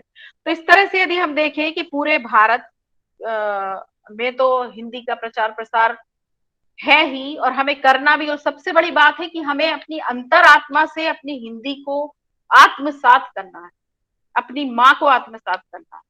क्योंकि जैसे कि कहा था महावीर प्रसाद द्विवेदी ने कि यदि हम अपनी माँ को छोड़कर कोई पराई माँ की सेवा करता है तो फिर उसका कोई जो है उसका कोई प्रायश्चित हो नहीं सकता। तो ये बात उन्होंने बिल्कुल सही कही थी।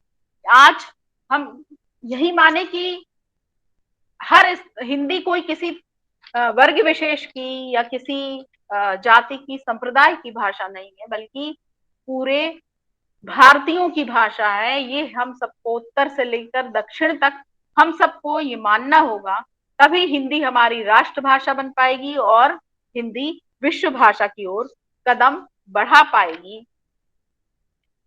मैं अटल बिहारी वाजपेयी जी की कुछ पंक्तियों से अपनी बात समाप्त करूंगी। जब उन्होंने अपना भाषण दिया था संयुक्त राष्ट्र संघ में, तो उन्होंने कहा था, उन्होंने फिर लिखा था कि गूंजी हिंदी विश्व में, स्वप्न हुआ साकार, राष्ट्र संघ के मंच से हिंदी का जय जयकार। हिंद हिंदी में बोला, देख स्वभाषा प्रेम, विश्व अचरज में डोला। कह कैदी कबीराय, मेम की माया टूटी, भारत माता धन्य, स्नेह की सरिता कोटि, भारत माता धन्य। तो मैं आप सभी को धन्यवाद देती हूँ कि आपने मुझे अपने महाविद्यालय में आमंत्रित किया और अपने बात रखने का अवसर प्रदान किया। जय भारत, जय हिंदी। बहुत बहुत धन्यवाद। बहुत बहुत धन्यवाद मैडम।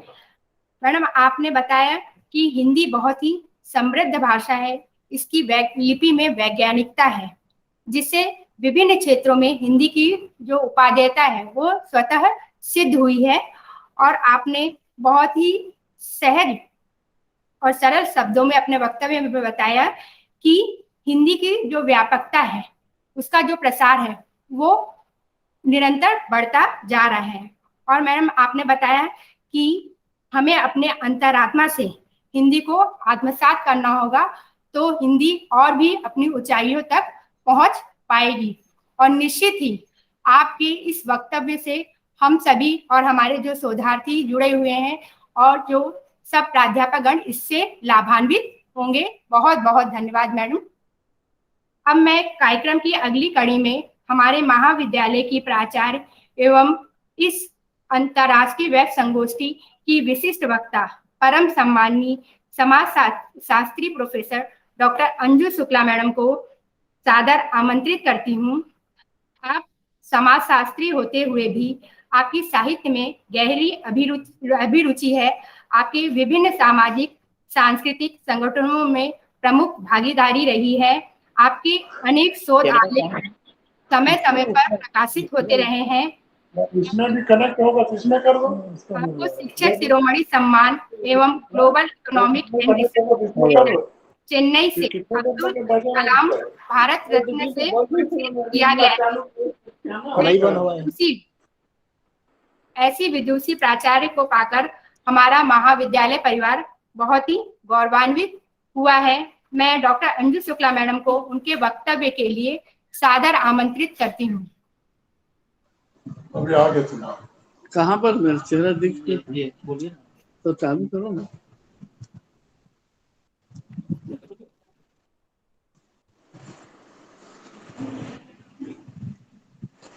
आगे बोलो। हेलो जी मैडम। आ रहे आवाज? उसको बंद कर दो पंखा को। क्यों? वो पंखा में सुनाते हैं। पंखा लाइट जला दो। चलो। हेलो जी मैडम। आ रही है आवाज ना? जी मैडम, आवाज आ रही है मैडम। हाँ हाँ, धन्यवाद सुरुचि मैडम। और आज आप लोगों का जो कार्यक्रम है उसे मैं सुन रही थी। अब मुझे बड़ा वो है कि मैं कॉलेज नहीं पहुंच पाई, लेकिन घर से वर्चुअल है इसलिए घर से मैं जुड़ रही हूँ। आज हमारे महाविद्यालय डीपी विप्र महाविद्यालय बिलासपुर के द्वारा पंडित रामनारायण शुक्ला जी स्मृति एवं हिंदी दिवस के उपलक्ष्य में यह जो आज का हिंदी का वेबिनार आयोजित किया गया है, वास्तव में 14 सितंबर को भारत में हिंदी दिवस के रूप में मनाया जाता है, इसलिए भी आज इस कार्यक्रम का आयोजन हुआ है। आज यह जो गौरवशाली कार्यक्रम है, इस कार्यक्रम के अध्यक्षता कर रहे हैं हमारे शासी निकाय के अध्यक्ष परम श्रद्धेय अनुराग शुक्ला जी, और हमारे कार्यक्रम के मुख्य अतिथि हैं मॉरिशस से जुड़े हैं अंतरराष्ट्रीय ख्याति प्राप्त साहित्यकार और प्राध्यापक हैं तंदु देव जी, और जबलपुर से स्मृति शुक्ला जी हैं वो भी प्राध्यापिका हैं और साहित्यकार हैं। और हमारे जो आज के कार्यक्रम के प्रमुख वक्ता थे परम श्रद्धेय परम श्रद्धेय डॉक्टर, आज हमारे जो महाविद्यालय के शासी निकाय से जुड़े हुए हैं, जो वहाँ के प्रमुख परामर्शदात्री हैं परम श्रद्धेय राजकुमार अग्रवाल जी, और हमारे महाविद्यालय के जो प्राध्यापक गण हैं, सम्माननीय सब प्राध्यापक वृंद, जो टेक्निकल विभाग के जो प्राध्यापक हैं विक्टर सर है, ऋचा हांडा है, हिंदी विभाग के प्राध्यापक हैं सुरुचि मैडम है, और अर्चना सिंह है, और लोकेश वर्मा है, और हमारे जो आयोजन समिति के सम्मानित सदस्य हैं जिसमें मनीष तिवारी है, तंबोली सर है, और जायसवाल सर हैं, विवेक कंबलकर हैं, आभा मैडम हैं। आप सब लोग इस कार्यक्रम से जुड़े हैं। मैं आप सब लोगों को अपने तरफ से और अपने महाविद्यालय परिवार की तरफ से हिंदी दिवस की बधाई देती हूँ। वास्तव में हिंदी दिवस पूरे भारत देश भर में मनाया जाता है।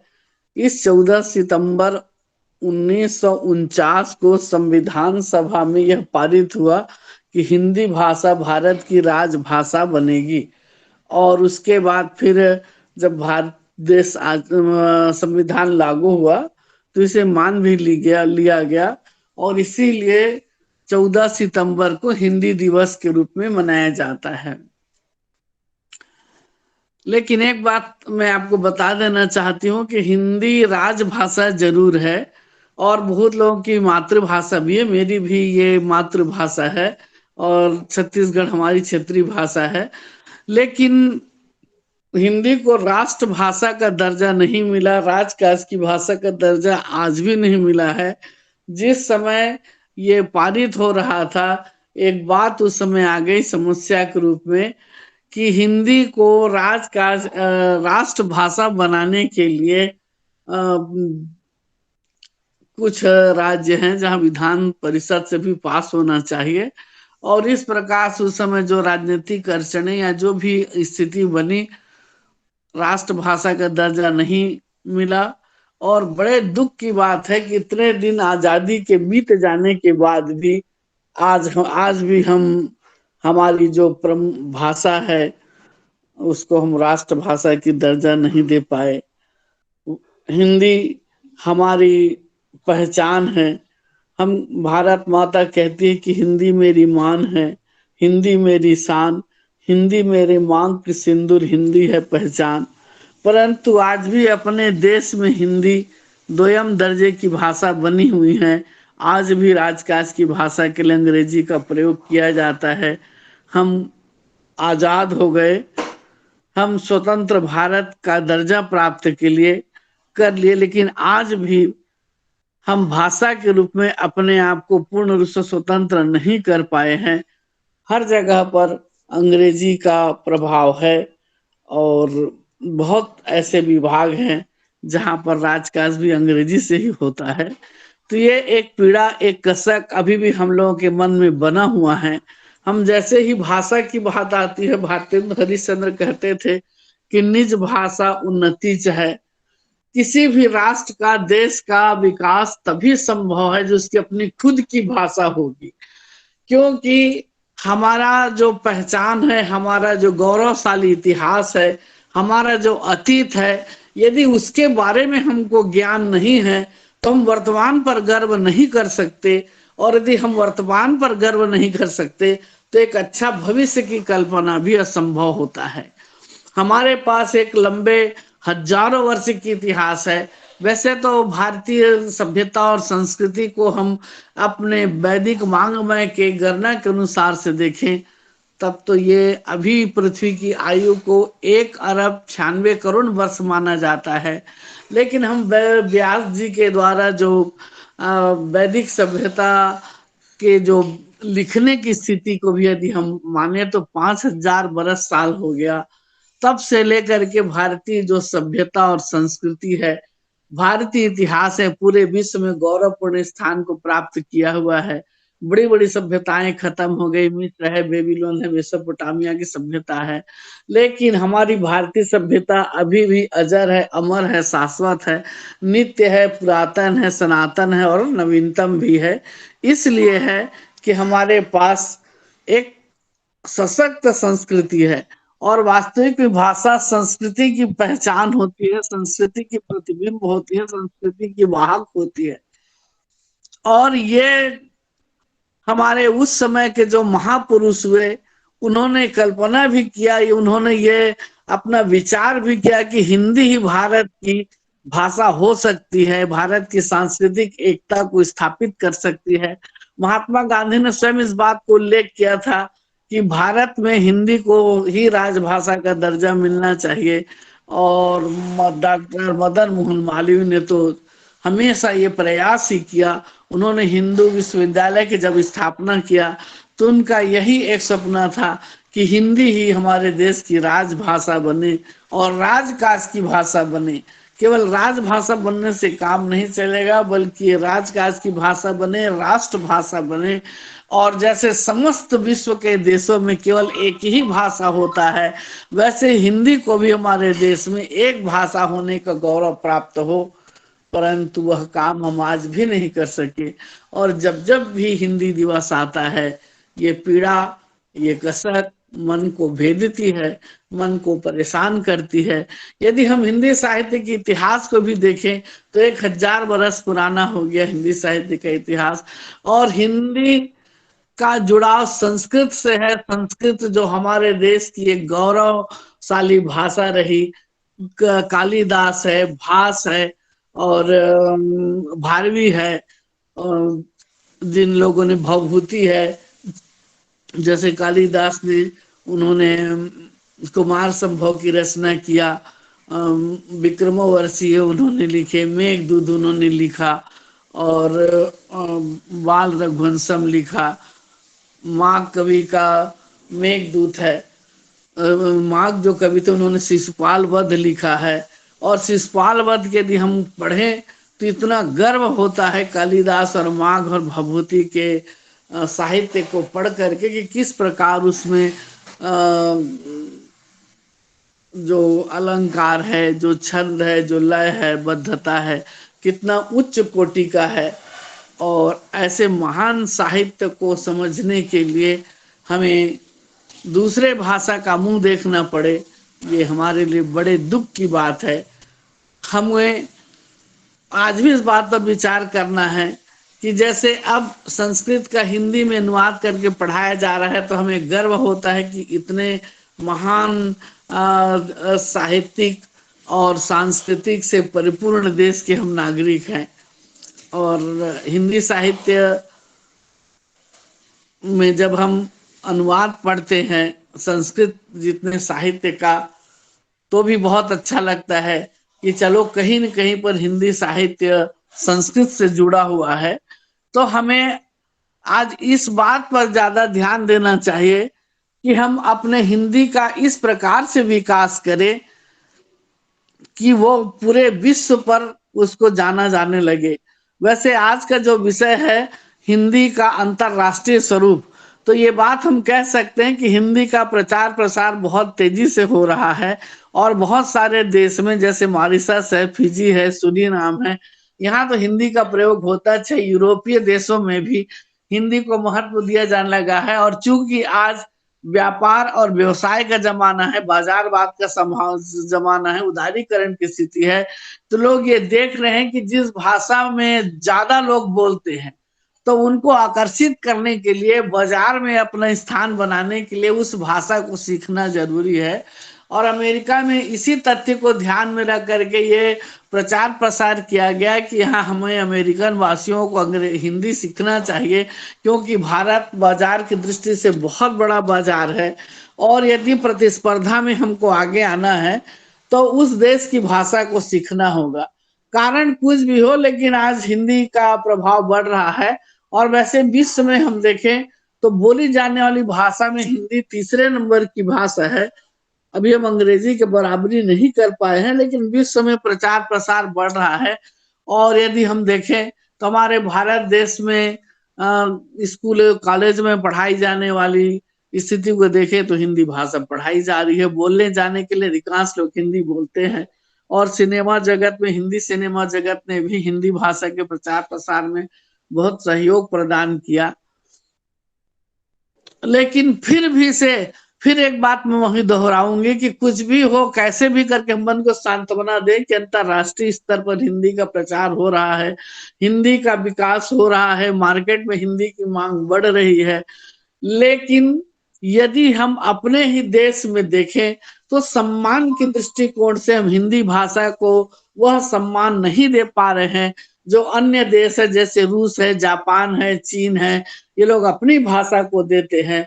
हमारा भी एक ही भाषा होना चाहिए और एक ही भाषा हमारा राजभाषा भी हो और राजकाज की भी भाषा हो।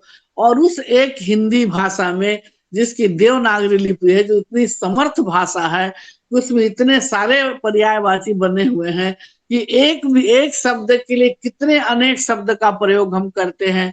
जैसे हम कहते हैं कि सूर्य है तो सूर्य को भानु भी कहा जा रहा है, रवि भी कहा जा रहा है, भास्कर भी कहा जा रहा है, आदित्य भी कहा जा रहा है।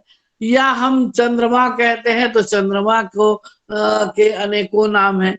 किसी भी चीज के लिए यहाँ पर पर्यायवाची शब्द भरे पड़े हैं। और हिंदी के प्रचार प्रसार के लिए हम देखें तो हिंदी में बहुत सारे मुहावरा है और लोकोक्ति है और संवाद है, कथा है, कहानी है और लोक कथा है, लोक गाथा है। ये सारे को हम आधार मान करके हमको हिंदी भाषा के प्रचार प्रसार के लिए प्रयास करना चाहिए। आज थोड़ा दुख ये भी होता है कि हिंदी में इस प्रकार की स्थिति ला रहे हैं कि उसकी जो शुद्धता है, उसकी मौलिकता है, सहजता है, वो कम होते जा रहा है। तो वहां पर भी तकलीफ होता है कि हम एकदम व्याकरण में उसको कस करके ना रखें तो उसकी मौलिकता को, सहजता को, उसके सुंदरता को बनाए रखें। जैसे मैं आपको एक उदाहरण देना चाहूंगी कि जिस समय तुलसीदास जी का जन्म हुआ और तुलसीदास जी बड़े हुए और उनको साहित्य की प्रेरणा मिली कि आपको लिखना चाहिए राम कथा। एक बहुत बड़े साहित्यकार थे, भूतो न भविष्यति उसके जैसा, कि उन्होंने तो गीतावली, कवितावली, दोहावली, कृष्ण दोहावली और रामलला नहचु बरवे नारायण रामायण बहुत सारी रचना की। लेकिन रामचरितमानस उनका सर्वोत्तम का महाकाव्य था और उतना श्रेष्ठ महाकाव्य आज हिंदी में न तो लिखा है न लिखा जाएगा।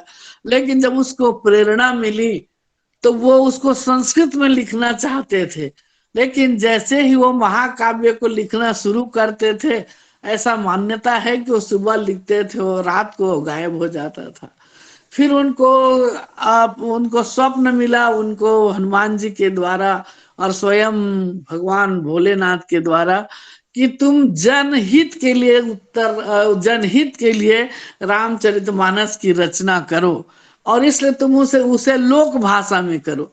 क्योंकि तब तक की स्थिति ये बन गई थी कि बहुत पहले लोग संस्कृत बोलते थे, फिर धीरे धीरे संस्कृत को भूलते गए और 11वीं शताब्दी के आते तक के लोक भाषा प्रचलित हो गई और उसी से बाद में हिंदी का जन्म हुआ। तो वीर गाथा काल के आते तक के हम देखते हैं कि उस समय वीर गाथा काल में पृथ्वीराज रासो है या चंद्र बरदाई ने लिखा आल्हा उदल रासो ऐसा, तो तब तक के संस्कृत को लोग नहीं बोल पा रहे थे और संस्कृत को समझना मुश्किल था। और उस जितने हमारे संस्कृत के महाकाव्य है, चाहे वाल्मीकि का रामायण हो, चाहे वेद हो, पुराण हो, उपनिषद हो, संस्कृति हो, या और बहुत सारे जितने संस्कृत कवियों के काव्य हो, तो उनको समझना आम लोगों के बस की बात नहीं थी। और इसलिए जिस समय वीर गाथा काल के बाद जब भक्ति काल आया, और भक्ति काल में जब कबीरदास है या नानक है या जयसी है या सूरदास है, और उसी समय महान कवि शिरोमणि जो तुलसीदास जी है, तो उनको ये प्रेरणा हुआ कि आप लोक भाषा में अपने रचना करें। और तब उन्होंने लोक भाषा को आधार मान करके, अवधी भाषा खड़ी बोली को आधार मान करके, उस समय हिंदी में जब कविता के रूप में उन्होंने रामचरितमानस को लिखा, और जब रामचरितमानस लिखा गया तो ऐसा वो सर्वोत्तम काव्य माना गया कि उस समय तो कहते हैं कि स्वयं जितने तत्कालिक समय के लोग जो संस्कृताचार्य थे, ज्ञानाचार्य थे, उन्होंने उसकी महत्ता को स्वीकार किया, और स्वयं भगवान शंकर ने उन्हें दस्तखत कर दिया सत्यम शिवम सुंदरम की। से बहुत सारी बातें कही जाती है। तो तुलसीदास द्वारा जो रचित रामचरितमानस है, यह स्पष्ट करता है कि जनहित के लिए, जन कल्याण के लिए स्वयं की भाषा को होना जरूरी है। और जब तक स्वयं की भाषा में हम अपनी बात को नहीं कहेंगे, वह हमारे अंतरतम तक के जा नहीं सकता। अंतर मन की पीड़ा को यदि समझना है या समझाना है, तो हम अपनी भाषा में समझाना होगा। हम दूसरे भाषा में अपनी बात को नहीं कह सकते, और हम मानसिक रूप से अपनी गुलामी को आज भी प्रदर्शित करते हैं। मैं हमेशा हर बार अपने भाषण में मैं कोशिश करती हूँ कि एक तथ्य का मैं उदाहरण देती हूँ कि एक तोता था, और वो पालतू तोता था, वो पिंजड़े में बंद था और वो बड़े मजे से रहता था। वो मालिक उसको फल फूल खिलाता था। एक दिन दूर आसमान से एक उड़ता हुआ तोता आया। उन्होंने कहा कि देखा क्या रे? बोले अरे भाई, तू कैसे इस पिंजरा में बंद है करके कैसे रहता है? बोला मैं बड़ा सुख से रहता हूँ, मेरा मालिक मुझे बहुत प्यार करता है, मीठे मीठे फल खिलाता है और मेरा देखभाल करता है। तो बोला लेकिन तू तो गुलाम है। बोला देख मुझको देख, मैं खुले आसमान में विचरण कर सकता हूँ और सभी किसी भी पेड़ पौधे में चढ़ सकता हूँ, किसी भी फल को खा सकता हूँ, और मैं गुनगुनाता हुआ उड़ता रहता हूँ। वो तोता तो उड़ चला, लेकिन पिंजरे के तोता के मन में छटपटाहट पैदा हो गया। वो व्याकुल होने लगा कि मेरे को भी आजाद होना है। और एक दिन मालिक ने पिंजरा का दरवाजा खोला, समय पा करके तोता उड़ गया। वो भी खुले आसमान में उड़ा, विभिन्न प्रकार के फल खाया, अपने पंख फैला के हिसकोले लिया, बड़ा आनंदित हुआ। और फिर जब बैठ गया पेड़ में, जब उधर से वो दूसरा तोता जो स्वतंत्र तोता था जा रहा था, तो उसने आवाज लगाया, अरे भाई देखो मैं भी स्वतंत्र हूँ, मुझे भी अपने दल में मिला। तो तोता उड़ते हुए पीछे मुड़ के देखा, बोला कि नहीं, अभी तू नहीं उड़ सकता, तू केवल भौतिक रूप से आजाद हुआ है, लेकिन मानसिक रूप से, भाषा के रूप से अभी भी गुलाम है। तू अपने मालिक की भाषा बोल रहा है, जिस दिन तू अपनी भाषा बोलेगा उस दिन हमारे दल में मिल जाएगा। आज हमारी स्थिति वही है।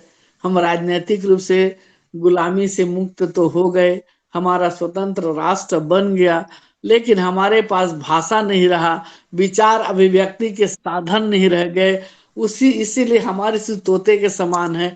जब तक हम अपनी भाषा का प्रचार प्रसार नहीं करेंगे, अपनी भाषा में विचार अभिव्यक्ति नहीं करेंगे, अपनी भाषा में हम अपना राजकाज नहीं करेंगे, तब तक भारत का हम एक नया पहचान नहीं बना सकते।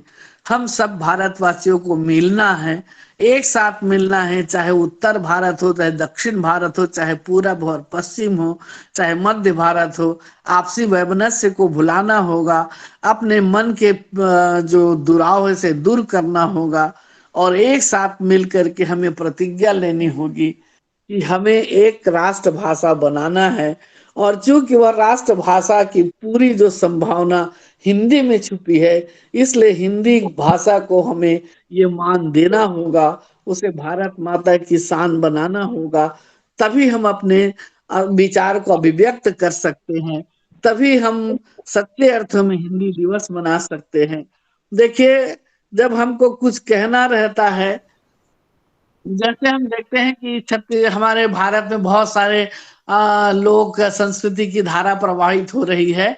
हमारे छत्तीसगढ़ में हम देखें तो इतने सारे लोक संस्कृति है, जैसे विवाह के समय में गीत गाए जाते हैं, या धर्म का गीत गाया जाता है, या जन्म के समय गीत गाए जाते हैं।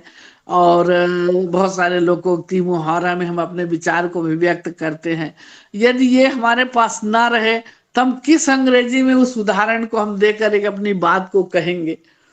मैं हमेशा उदाहरण देती हूँ कि जैसे हमारे तीजन बाई है, वो पंडवानी गाती है, जैसे रेखा देवार है, वो दीवार के गीत को गाती है, या सूरज भाई खांडे वो भरथरी चरित्र को गाती है। और जिस अंतर्मन की पीड़ा को लेकर के, कसक को लेकर के, मौलिकता को लेकर के लोग अपने विचार को व्यक्त करते हैं, कितना भी आप प्रयास करो उस प्रकार की ऊंचाई को छूना मुश्किल है। एक तरफ तीजन बाई जब वो कीचक वध में धाड़ती है कि किस प्रकार से वो कीचक का वध भीम कर रहा है, और वो उसको प्रदर्शन करती है वीर रस का, या कैसे भीम दुशासन का वध करता है, उसका भुजा उखाड़ता है और वीर रस का प्रदर्शन करती है। तो दूसरे तरफ वो विलाप करती है द्रौपदी के चीरहरण का, अपने आप में अद्भुत है। कौन सी अंग्रेजी भाषा में उसका अनुवाद करके हम दुनिया को दिखा सकते हैं। तो हमारे जितने लोक संस्कृति हैं, लोक नृत्य है, लोक गीत है, लोक कथा है, लोक गाथा है, और उसको जो हम अपने अभिव्यक्त कर सकते हैं, हम किसी अंग्रेजी भाषा में अभिव्यक्त नहीं कर सकते।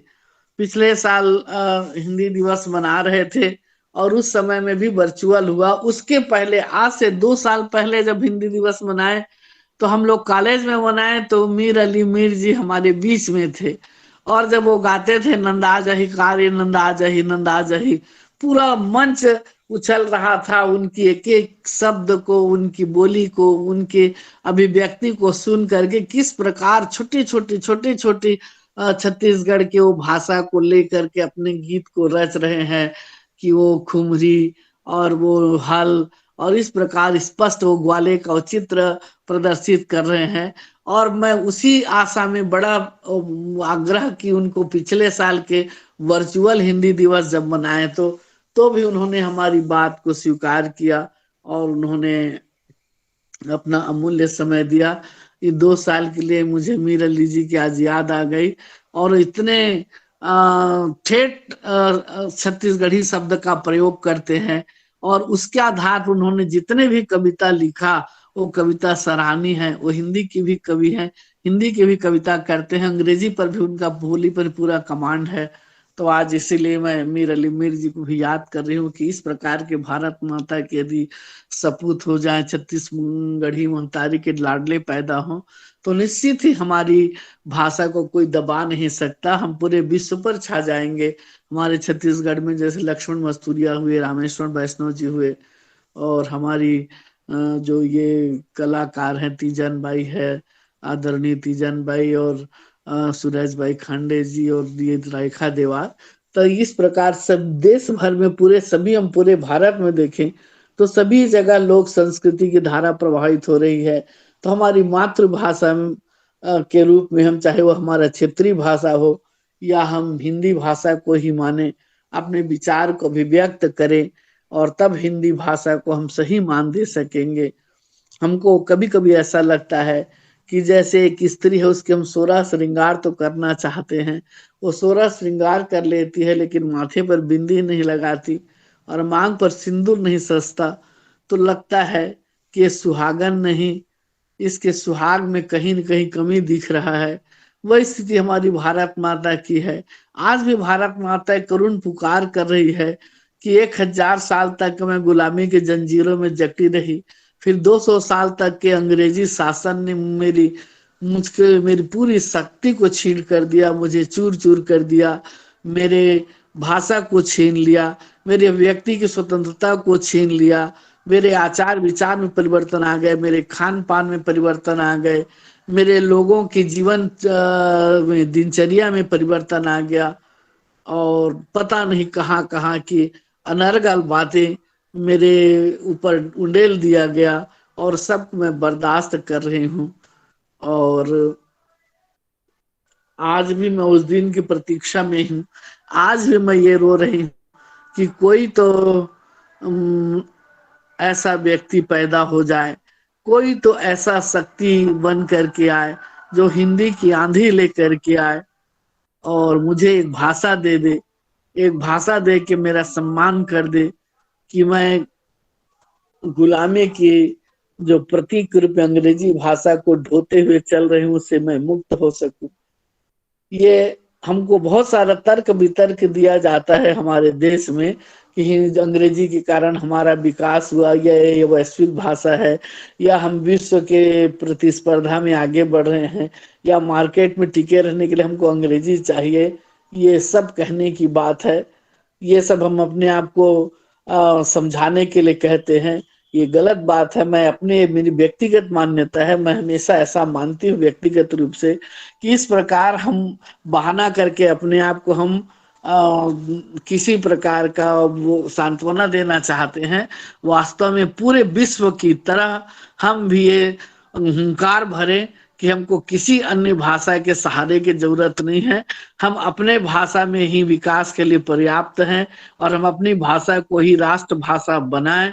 हम उसी में राजकाज करें, चाहे कोई भी क्षेत्र हो। जैसे भारत में राजनीतिक परिवर्तन आ रहा है, भाषा का भी परिवर्तन आए और हम अपनी शिक्षा पद्धति में परिवर्तन तो लाना चाहते थे। हम तो बहुत लंबे से छटपटा रहे हैं कि जो जर्जर हो सकी शिक्षा पद्धति को बदल दे और हम सा विद्या विमुक्ति विद्या वह है जो हमें बुद्धि प्रदान करे, जो हमें मुक्ति प्रदान करे। इस प्रकार की गुरु शिष्य परंपरा की बातें कर रहे हैं।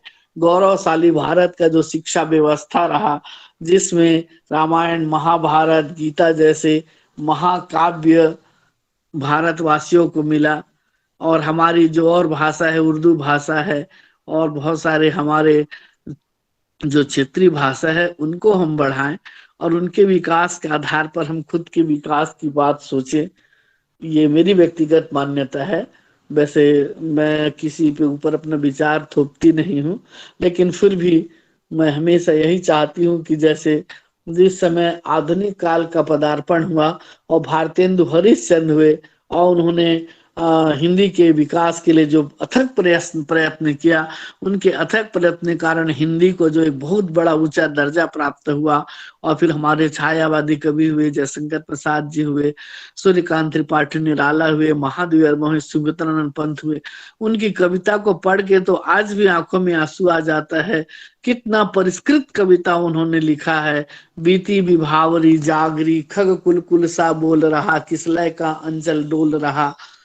ये कौन छायावादी कवि ऐसा कल्पना करेगा प्रकृति का। जयशंकर प्रसाद की लेखनी जब चलती है तो लगता है कि हिंदी में जिस प्रकार की कविता लिखी जा सकती है किसी दूसरी भाषा में नहीं लिखा जा सकती।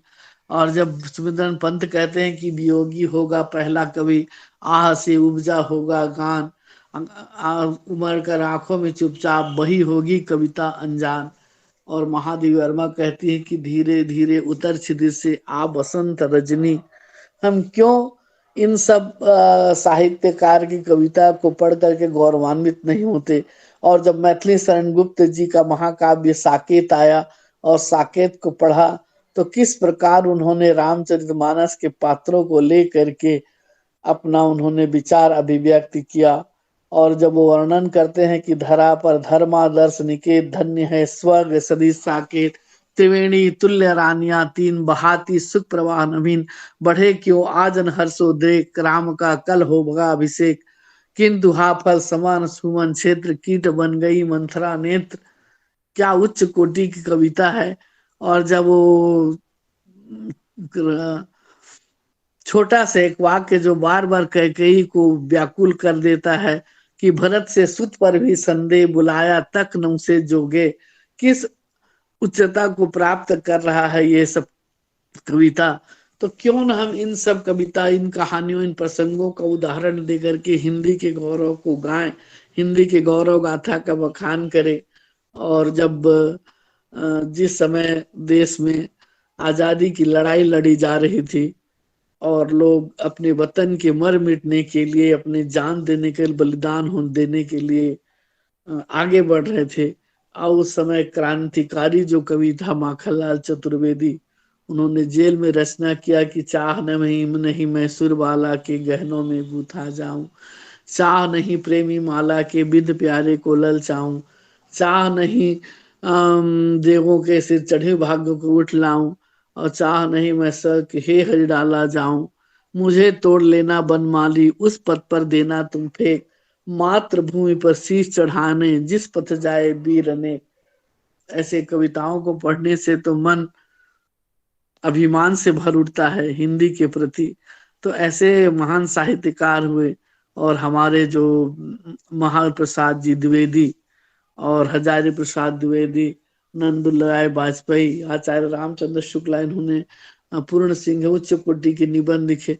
महाप्रसाद द्विवेदी जी ने अपने निबंध में एक कोटेशन उन्होंने कोट किया था, जिसमें उन्होंने लिखा है कि जो अपनी माँ को असहाय, निरुपाय और निर्धन दशा में छोड़ करके दूसरे की माँ की सेवा शुश्रूषा में रत रहता है, उस अधम की कृतज्ञता का क्या प्रायश्चित होना चाहिए, इसका निर्णय कोई मनु, याज्ञवल्क्य या आप स्तंभ कर सकता है। इस वाक्य को पढ़ करके मैं गदगद हो गई। मुझे लगा कि सचमुच में आज हम अपनी जो भारत माता है, अपनी भारत माता की जो पहचान है, हिंदी को छोड़ करके हम दूसरे की माता, मतलब अंग्रेजी के हम सेवा शुश्रूषा में लग गए, अंग्रेजी के प्रसार में लग गए, अंग्रेजी के गौरव गान में लग गए, और हमारी माता श्री शक्ति रहे निरुपाय निसहाय दशा में पड़ी हुई है। हम सचमुच में कृतज्ञ हैं। हिंदी के प्रति उपेक्षा का भाव ना करके हमने कृतज्ञता का परिचय दिया है, और हमारा जो ये अपराध है इसका निर्णय मनु याज्ञवल्क्य अपस्तंभ भी करेगा। ये सच बात है। हमें अपने कर्तव्य को भुलाया है, अपनी निज भाषा को भुलाया है, और निज भाषा की जगह पर हमने दूसरे को महिमा मंडित किया है। और आज देखिए, मुझे तो लगता है कि जितना प्रयास अंग्रेजों ने अपनी भाषा को बढ़ाने के लिए नहीं किया था, उतना ज्यादा तो हम आजाद होने के बाद अपने ही देश में अंग्रेजी भाषा को बढ़ाने के लिए करने लगे। जगह जगह पूरे देश में अंग्रेजी मीडियम स्कूल का खुल गया, और नर्सरी से लेकर के अंग्रेजी का प्रचार प्रसार शुरू हो गया, और जितने हिंदी भाषी गवर्नमेंट स्कूल है वो आज बंद होने की कगार की स्थिति में दिख रहे हैं। एक छोटा सा साधारण भी आदमी हो चाहे बड़ा आदमी हो, अपने बच्चे को इंग्लिश मीडियम स्कूल में पढ़ाना चाहता है, क्योंकि उसको ये विश्वास हो गया है कि यदि हिंदी मीडियम स्कूल में पढ़ाऊंगा तो उसके बच्चे का करियर नहीं बनेगा, और यदि वो इंग्लिश मीडियम में पढ़ाएगा तो उसके बच्चे का अच्छा करियर बनेगा। यदि वो विदेश के किसी बड़े स्कूल में भेज देगा तो उसका और अच्छा करियर बनेगा। तो यहीं पर हम अपने प्रश्न का जवाब ले लें कि हम किस प्रकार की स्थिति में हिंदी को पहुंचा रहे हैं। यदि हम हिंदी को प्रचार प्रसार करना चाहते तो हमको नर्सरी क्लास से लेकर के पूरे 12वीं तक के पूरी पढ़ाई को केवल और केवल हिंदी में कराना होगा, और हमारी पूरी जितनी अभिव्यक्ति है, एक बच्चा बचपन में जो सीख जाता है वही उसकी विचार अभिव्यक्ति का माध्यम होता है, हम हिंदी में करें। और उसके बाद व्यवसाय की भाषा के रूप में या उदारीकरण की भाषा के रूप में हम अतिरिक्त भाषा के रूप में भले ही अंग्रेजी को पढ़ें, लेकिन अंग्रेजी हमारे लिए बाध्यता नहीं होनी चाहिए। अंग्रेजी को हम अपने सिर पर ओढ़ करके न रखें, न हम इस प्रकार से पूरे देश में जब विकास की बात सोचते हैं तो एक तरफ हम कहते हैं कि हम भारतीय, हम हिंदुस्तानी हैं, और दूसरे तरफ एक छोटा सा बालक स्कूल में जाकर के सोचते रहता है कि ये जो मैं फल खाने को हाथ में रखा हूँ, इसे मैं केला कहूँ या बनाना कहूँ, एप्पल कहूँ या सेब कहूँ, और वो समझ नहीं पाता। और उसके बाद वो घर में जा करके अपने माँ बाप से पूछता है उसे मैं क्या कहूँ, और माँ कहती नहीं बेटा एप्पल का। तो एप्पल कहने से उस बच्चे का करियर नहीं बनेगा, बल्कि वह द्वंद्व में जिएगा। और इसलिए हम सब भारतवासी अपनी सारी मन की जो विषमता है, हमारे जो सारे वैमनस्य है, उसको त्यागें, और हम हिंदी को एक साथ एक छत्र के नीचे आकर के गौरव प्रदान करें और उसको इस प्रकार की एक और लड़ाई हमारी बची हुई है कि हम लड़ाई लड़ें ताकि हिंदी हमारा राष्ट्रभाषा का दर्जा पा जाए, राजकाज की भाषा पा जाए और रूस, अमेरिका, जापान, स्पेन और यूरोपीय सारे जो देश है, फ्रांस है, इंग्लैंड है, उन सब की तरह हम भी एक भाषा को अपना संविधान में गौरव प्रदान करें और अपने विकास की बात सोचें। और मैं आज फिर एक बार भारत माता की पीड़ा को याद दिलाते हुए कि भारत माता, मैं वो कविता लिखी थी लेकिन अभी उसको पूरा नहीं पढ़ूंगी, कि जो बार बार कहती है कि किसे सुनाऊं मन की पीड़ा, मैं गूंगी भारत माता, अंग्रेजी जंजीर में जकड़ी मैं गूंगी भारत माता, हिंदी मेरी आन है, हिंदी मेरी शान, हिंदी मेरी मांग सिंदूर, हिंदी है पहचान। और वो कहती है कि मैं आज भी पुकार रही कि कोई कबीर आ जाए, कोई नानक आ जाए, कोई जायसी आ जाए और कोई सूरदास आ जाए या कोई तुलसी बन करके मेरे हिंदी के मान को पूरा विश्व में फैला दे, या फिर मेरा बेटा मदन मालवीय जैसा कोई महापुरुष पैदा हो जाए जो हिंदी को दर्जा दे, हिंदी को मान दे, हिंदी को गौरव दे। और इसी के साथ मैं अपने वाणी को विराम दे रही हूँ। जय हिंदी, जय भारत माता।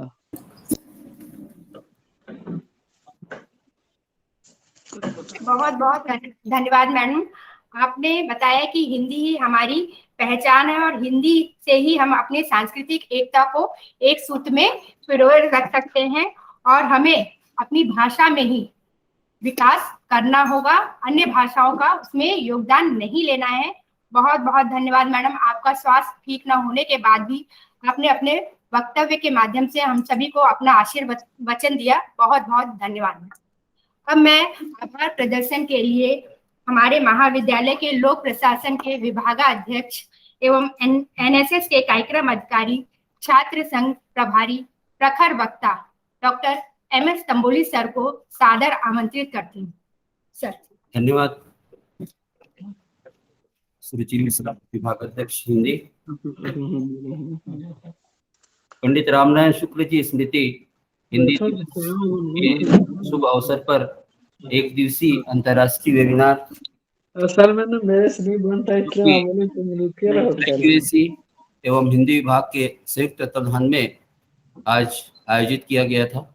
सर्वप्रथम मैं आप सभी को प्रणाम करता हूं और आज के इस गरिमामय कार्यक्रम के मुख्य अतिथि परम सम्माननीय आदरणीय श्री यतुदेव बुधो, प्राध्यापक एवं साहित्यकार मॉरिशस, आप मॉरिशस से जुड़कर हिंदी दिवस को निश्चित रूप से एक गरिमामय कार्यक्रम बनाया, उसके लिए आपको बहुत बहुत धन्यवाद सर।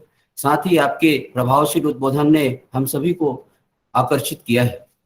मुख्य वक्ता के रूप में परम सम्माननीय परमात्मा की लाडले प्रोफेसर स्मृति शुक्ला जी, प्राध्यापक हिंदी, शासकीय मानकुंवर बाई कला एवं वाणिज्य महाविद्यालय जबलपुर मध्य प्रदेश से आप वेबिनार से जुड़े हुए थे। आपने हमारे महाविद्यालय के इस 23वें अंतर्राष्ट्रीय वेबिनार में अमूल्य समय दिया। आपको भी महाविद्यालय परिवार की ओर से बहुत बहुत धन्यवाद। आपने अपने उद्बोधन में हिंदी को अंतरात्मा में उतारकर नई ऊंचाइयों की ओर ले जाने की बात कही थी। एक बार फिर से आपको महाविद्यालय परिवार की ओर से बहुत बहुत धन्यवाद। परम आदरणीय श्री अनुराग शुक्ला जी, अध्यक्ष प्रशासन समिति, सर आपके प्रत्येक शब्दों से हमेशा हमें प्रेरणा मिलती है। आपका हम बहुत बहुत आभार व्यक्त करते हैं। हमारे महाविद्यालय में ऐसे प्रतिभा संपन्न अतिथि को यहाँ आमंत्रित करके पंडित रामनारायण शुक्ल स्मृति वेबिनार को आपने सफल बनाया है। बहुत बहुत धन्यवाद सर, पूरे महाविद्यालय परिवार की ओर से। हमारे संरक्षक मुख्य वक्ता परम सम्माननीय श्री राजकुमार अग्रवाल जी, सदस्य एवं परामर्शदाता प्रशासन समिति डीपी विप्र महाविद्यालय बिलासपुर, आपके विशेष मार्गदर्शन से पंडित रामनारायण शुक्ल स्मृति कार्यक्रम लगातार हमारे महाविद्यालय में कराए जा रहे हैं। आपने आज इस हिंदी दिवस पर छत्तीसगढ़ी बोली के साथ साथ हिंदी की शब्दावली को समृद्ध बनाए रखने की पर आपने जोर देते हुए इस वेबिनार से जुड़कर आपने अमूल्य समय दिया। सर आपको बहुत बहुत मैं प्रणाम करता हूँ, चरण स्पर्श करता हूँ। हमारे महाविद्यालय के समाजशास्त्री प्रचार, बेहतर समाज निर्माण में सक्रिय भूमिका का निर्वहन करने वाले, जीवन शक्ति, न्यायपूर्ण जीवन को एक नई दिशा देने वाले डॉक्टर अंजू शुक्ला मैडम प्राचार्य का विशेष आभारी हूँ, जिनके नेतृत्व में महाविद्यालय आज 23वें अंतर्राष्ट्रीय वेबिनार का आयोजन किया जा रहा है। आपने अपने पद संभालने के बाद शोध के क्षेत्र में प्राध्यापकों एवं छात्रों को जागृत करना और निश्चित रूप से 2022 में होने वाले नेक के ग्रेजुएशन में एक यह आपका शोध का कार्य मील का पत्थर साबित होगा। आपके नेतृत्व में ही कल 13 सितंबर एवं आज हिंदी दिवस पर 14 सितंबर को महाविद्यालय में आपने वैक्सीनेशन कैंप का भी आयोजन आपने किया है। ये निश्चित रूप से एक प्राचार्य होने के नाते एक बहुत बड़ी आपकी उपलब्धि है। आपने अपना अमूल्य समय इस वेबिनार को दिया, क्योंकि आपकी तबीयत खराब होने के बाद भी आपने घर से जुड़े, इसके लिए मैं आपके चरणों में शत वंदन करता हूं। तकनीकी सदस्य के रूप में इस 23वें अंतर्राष्ट्रीय वेबिनार का आयोजन करने में कंप्यूटर विभाग के विभागाध्यक्ष डॉक्टर विश्वास विक्टर सर, डॉक्टर ऋचा हंडा को भी मैं बहुत बहुत धन्यवाद देना चाहता हूं। आपके बिना यह वेबिनार तो संभव ही नहीं था। कार्यक्रम का संचालन कर रही हिंदी विभाग के विभागाध्यक्ष परम सम्मानीय डॉक्टर सुरुचि मिश्रा का भी मैं आभारी हूं, जिन्होंने मुझे आभार व्यक्त करने के लिए इस वेबिनार के मंच पर आमंत्रित किया। आपके अथक प्रयासों से हिंदी विभाग नई ऊंचाइयों को छू रहा है। हमारा महाविद्यालय निश्चित रूप से आप बहुत बहुत धन्यवाद के पात्र हैं। वेब से जुड़े हुए डॉक्टर सुनंदा तिजारे मैडम पूर्व प्राचार्य को भी मैं धन्यवाद देना चाहूंगा। आयोजन समिति के श्री राम सर IQAC प्रभारी, doctor Manish Tiwari sir chemistry के प्रभारी, doctor Vivek Ambalkar sir, doctor ML Jaiswal sir, doctor Abha Tiwari madam, professor Kiran Dubey madam, professor Toshima Mishra madam, professor Archana Thakur madam, professor Lokesh Kumar Verma madam, professor Rupendra Sharma, professor Anupama एवं प्रोफेसर वर्षा सिंह, जिन्होंने अमूल्य योगदान इस वेबिनार को कराने में अपना दिया है। आप सबका मैं आभारी हूं। मैं आभार व्यक्त करना चाहता हूं वेब से जुड़े हुए उन समस्त श्रोता बंधुओं को, जिन्होंने हम सभी को हर समय एक ऊर्जा देती रहती है, और इस वेब से जुड़कर महाविद्यालय के समस्त प्राध्यापक बंधुओं और छात्र छात्राओं भी जो जुड़े हुए हैं, उनका भी मैं आभार व्यक्त करना चाहता हूं।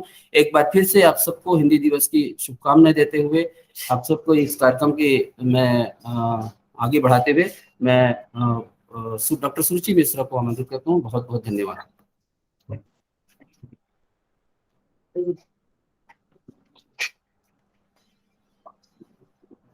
बहुत बहुत धन्यवाद सर। अब मैं अध्यक्ष की अनुमति से आज के इस एक दिवसीय अंतर्राष्ट्रीय वेब संगोष्ठी की समापन की घोषणा करती हूँ। सभी अतिथियों को पुनः सादर नमस्कार, वंदन, और सबको फिर से हिंदी दिवस की पुनः शुभकामनाएं। नमस्कार सर। हो गया जी सर, आपने अपना अमूल्य समय दिया सर। बहुत बहुत धन्यवाद सर। ये हम लोग का सौभाग्य था कि आज इस वेबिनार में आप जुड़े सर। अग्रवाल सर, बुद्धू सर, सबको बहुत बहुत नमस्कार, बहुत बहुत वंदन। समस्त विद्वत प्राध्यापक गणों को भी जो इस वेब संगोष्ठी के माध्यम से हमसे जुड़े, बहुत बहुत धन्यवाद। नमस्कार। नमस्कार सर।